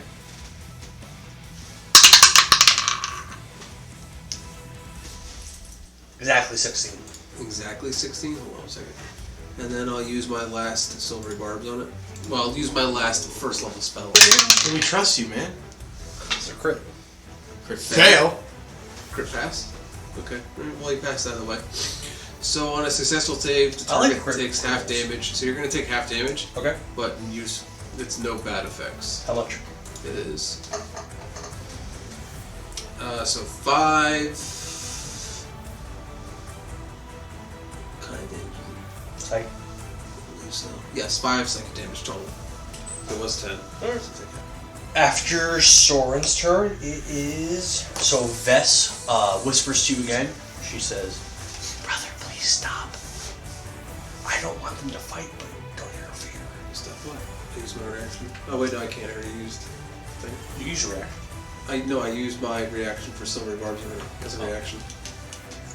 Fargus now actually continues to look stoic, and like he's waiting to see what happens here. But he does actually say to... No, he didn't see that you did anything, right? Correct. No, he didn't.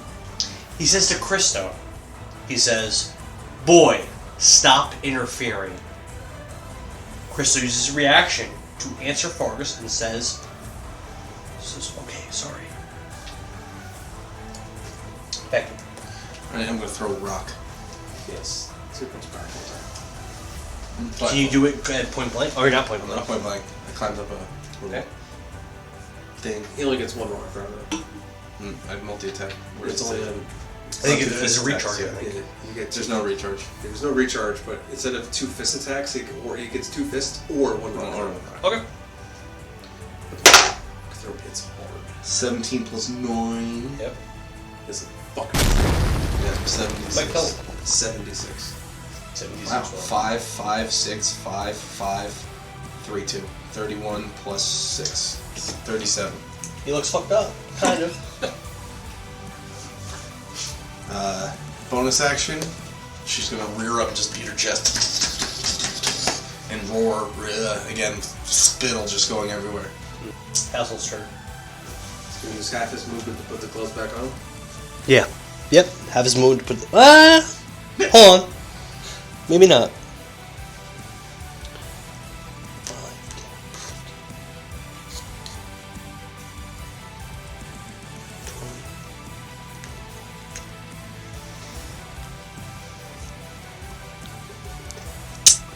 Action.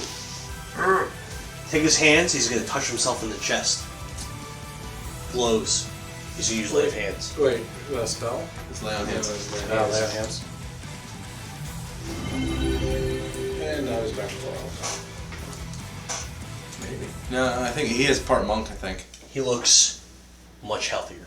Nah, goddammit. Bonus action. Disappears in mist. Is that? Appears over here. Counter spell. Reaction. What's the parameters on your counter spell? With counter spell, Misty Step is a Long. second level spell. So automatically counter. But don't you have to do a... Never mind. I think because of how weak the spell is, I think he automatically counters it. Yeah. It's also somatic too, so again, you're gonna Sorin just kind of does one of these scratches. You motherfucker. He looks much healthier. Of course it does. That's what lay on hands is very powerful. It's a very powerful ability, but it is very limiting. Yeah, it's you can't keep using it. Oh yeah. Well, you can. But no, I gave Yeah, you can as a minimum of 5, so you can run around the battlefield picking people up like, "You're better. You're better." Look at all my nonchalant spells I'm doing. You've been fucking for not helping in this fight. Oh my god, bro. What do you mean? I just turned into a giant ape and I've just been hanging out back here. Sorin, you went already, right? No. Well, who went last? Not since his turn. Why? Is Bharrik, turn did you again? go yet? I believe it's Bharrik's turn. His turn just ended. It's Bharrik's turn now. Bharrik's turn. I'll stay where I am. I'm good. Christo listens to what he heard. All he does is he moves towards 5, 10, 15, 20, 25, 30. He moves towards his ally, Tassel, and doesn't do anything. Sorin. Again, just looking at him. No other things I'm gonna do. Cast Touch to my wit. Just staring at him. That's your roll. Int 16. Phil? 3d6 psychic damage. Okay. That's 11 psychic damage, and then on his turn, he can only move or take an action. Cannot do both. Alright. So that's the end of the priority. End of the turn order.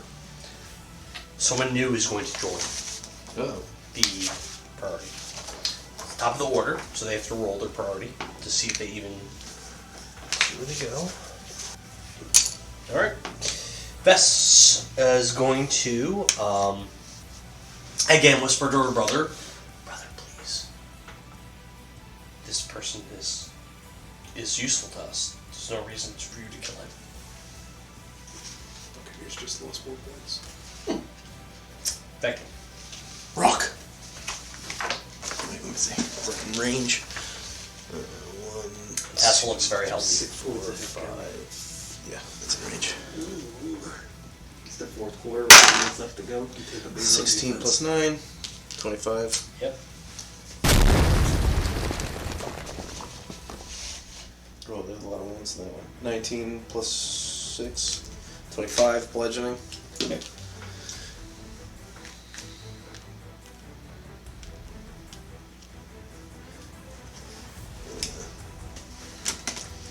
Alright. Yep. Tassel goes. So he can only move, take an action, or take a bonus action. So, Oh. Does he look badly hurt now? Probably not. Boy, he was laid hand last turn. I know. Have his movement. 5, 10, 15. yeah, that's all I can do. Bharrik. Just, I'm still on my horse, so I'm just gonna scoot over just a tiny bit so I'm not within 5 feet of it. What are you doing? Moving away from Tassel. Just stop, just move to the left a little bit, just so we're not within direct contact with him. He's not going to take an opportunity attack against you. I'm just saying if he decides to run. But, alright. The last thing these people want to do is attack you, because you're like second in command in this place, technically. I think. I don't think Tassel wants to fight at all. What do you mean? He's being attacked. Alright, I'll stay You where would I want to fight Vekni. He doesn't want to fight. He knows he's stronger than you. He's beaten you multiple times. Oh, shit. It's a fact. It's a fact. Yeah, I'm gonna stay where I am. You know what? You did that on fucking purpose, too, by giving him these gloves that you knew that Vekni wanted. Of course. Of course I did on purpose. Shit. You don't know me? Oh, no, I know you. I took the character for his backstory that he hates and gave him the item he wants. Of course. Obviously. Obviously. And then made him allies with his friends. Obviously. Christo, again, does nothing. I guess he would move towards... Tassel will have his movement. 5, 10. Sorin. I'm gonna upcast Tasha's Mind Whip and use my third level spell. Don't Really? kill him. Huh? Don't kill him. I don't know. 16 hit.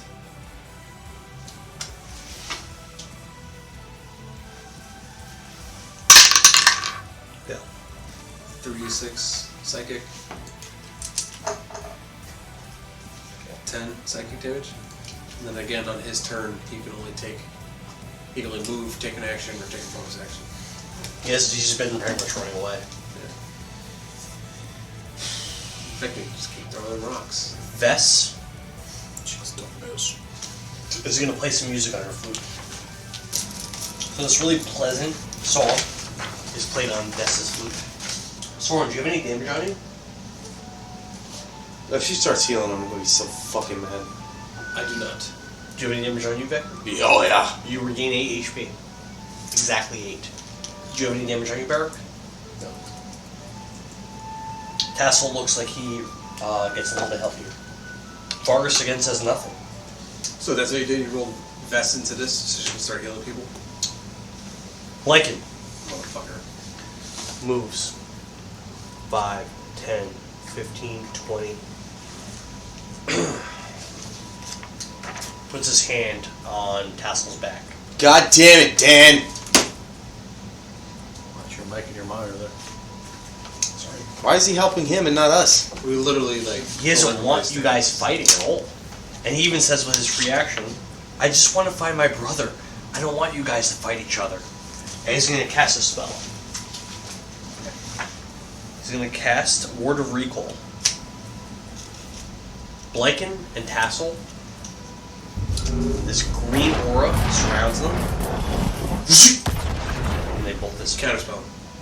What's the parameters on that? I look up Word of Recall. That's the actual spell. So I have to upcast it to level 4 anyway, because that's like the last spell slot that I have. I'm using a fucking counterspell. Word of Recall is a level 6 spell. Oh, yeah, that fails. So when I use counterspell, I have to upcast it to level 4. It actually doesn't matter. So it's 10 plus the spells save. So you said it's level 6. Yes. All right. So I'm going to use my portent to roll 12, and then my modifier is plus 5. So that's a 17. So I successfully counterspell it. Okay. Fair enough. So it fails. 1, 2, 3, 4, 5. They don't want their friend to die, which I think is pretty reasonable. I don't think it's reasonable. Okay. Alright. It's their friend. Blood is thicker than water. Blanken is blood with you. Blanken barely knows you. No, I'm going to punch the guy. What are you doing? I'm punching him. Oh, you moved over there? Okay. Sure. You already know his AC. 13 plus 9. 22. You have advantage? Yeah, I'm flanking him. Yes, you do. Yes, you are. Okay. Sure. Hit. Now you're probably going to kill him. You're pissed again, aren't you? I'm just. I have no more. I have ways for him to get away, but I've been kind of exhausting them all. So I don't know. I have no more spell slots. 9, 16 plus 6, 22. Bludgeoning. Yeah, that happens. Does he look? He doesn't look that hurt. I mean, he looks hurt, but he doesn't look like he's on the brink of death. He's healed for a lot, and he has a lot of HP. Wait, so how does Mind Sliver work? What are the other? Yeah, what else happens? That's a good question. He failed the last roll. Yeah. On his turn. On his turn. It only affects his turn? Okay. Okay. On his turn, he can only take an action, a bonus action, or move. And he failed the last one, correct? Correct. On his next turn, he can only move, take an action, or take a bonus action. And he still hasn't put his gloves on, right? No, he didn't. He has not. No, He has not done that. 16 plus 6 again. There's 20. Damage? No, it's 25. Damage is. He was doing his hit. I know. Damn, that's really bad. That's 9 plus 6, 15 bludgeoning. Oh, alright. That's not bad. Okay. Yeah, it's a 1, a 6, and a 2. Tassel's turn. So you can only what can he do? Move or what? Move, take an action, or take a bonus action. What spells do we have here? That's just you moved to put the gloves on the ground and walk away. You could do that. He's going to use his movement to re-equip his gloves. That's all he can do. Fuck. Isn't bad. Bharrik. Does he look really beat up? I mean, he's still alright, but he might not get to go yet. Seeing what the other characters have done, I'm getting involved now. So because I've asked them repeatedly to stay out of it. And Vess has also asked you to stop, and you've been doing stuff. I haven't done anything. Dan? Heads up, Kevin gets wrecked by this dude. Dan? Yeah, I have not done anything. I think he's gonna die. I've played Vekni this character around for a while. Hold on. Vekni does not want to kill him. Vekni wants to beat him. Okay. So, should I attack him now? No. What would your character do? Well, I mean, if Bharrik would do it. What would your character do? Don't think you. What would your character What would Bharrik do?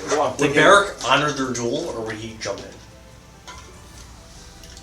Well, if Sorin tells Bharrik that he's going to get involved, well, you have no more spell slots left, he said. Correct. So, the only way you get involved would be to attack him, right? For you? Is there anything else you can do? Would Bharrik get involved? He's just honorable soldier? Isn't he lawful good? He was chaotic good. It was changed. Chaotic good means that you're more self-serving. Yeah. I'm not in any danger. Neither is Fargus. He equipped his gloves again? Yeah. What? Yes. He put the gloves back on me. Yeah, I guess I'll just stand there.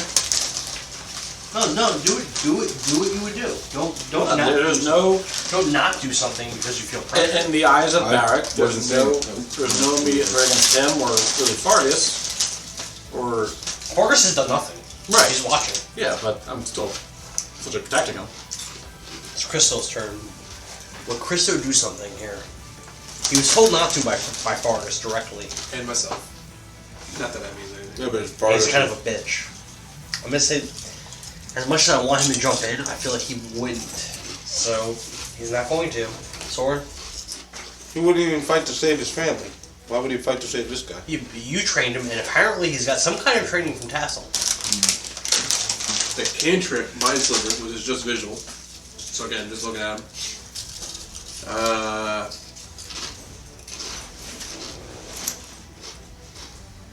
Int 16 save.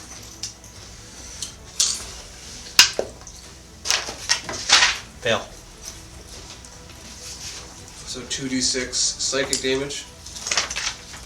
Okay. 7 damage. And then on its next saving throw, its next saving throw, it has to take a minus 1d4. Okay, that's not a big deal. It's a cantrip. And door spells, so. The Lycan takes one of those staffs. He's jumping in. Takes one of those staffs that he has, points it at Vekni. And you see this white, like, thick fluid shoot out. Yeah, I bet you do. And it covers Vekni. On the area that she's standing in. Covers a whole fucking giant ape. It's a 20-foot cube. What do you say? 5, 10, 15, 20? It's too late. Nothing happens right now. Vess once again plays that music on her thing. Everyone damaged that's nearby, including you, everyone. So you regain 80 HP, as would anyone else that's hurt. That would include Tassel. Everyone that's hurt will gain 8 HP back. Lycan covered me as semen. Semen? So that sounds like a Lycan thing to do. Vekni. At the beginning of your turn, you have to roll a DC 15 dex. On a fail, you're restrained.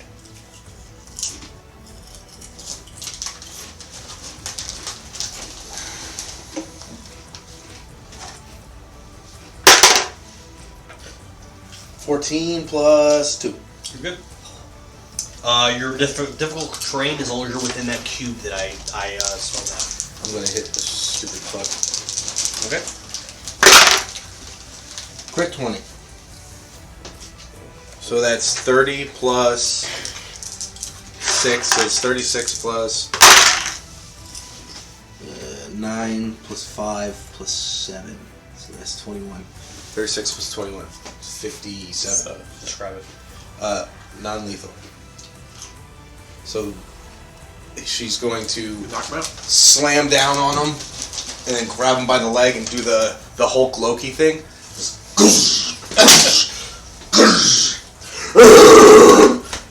And just looms over him and notices he's not moving. End priority. I'll drop the spell. Do we want to give Kevin the full XP for that, or do we want to split that? Split it. They didn't sit around and do nothing. I mean, give it all to me. 366 each.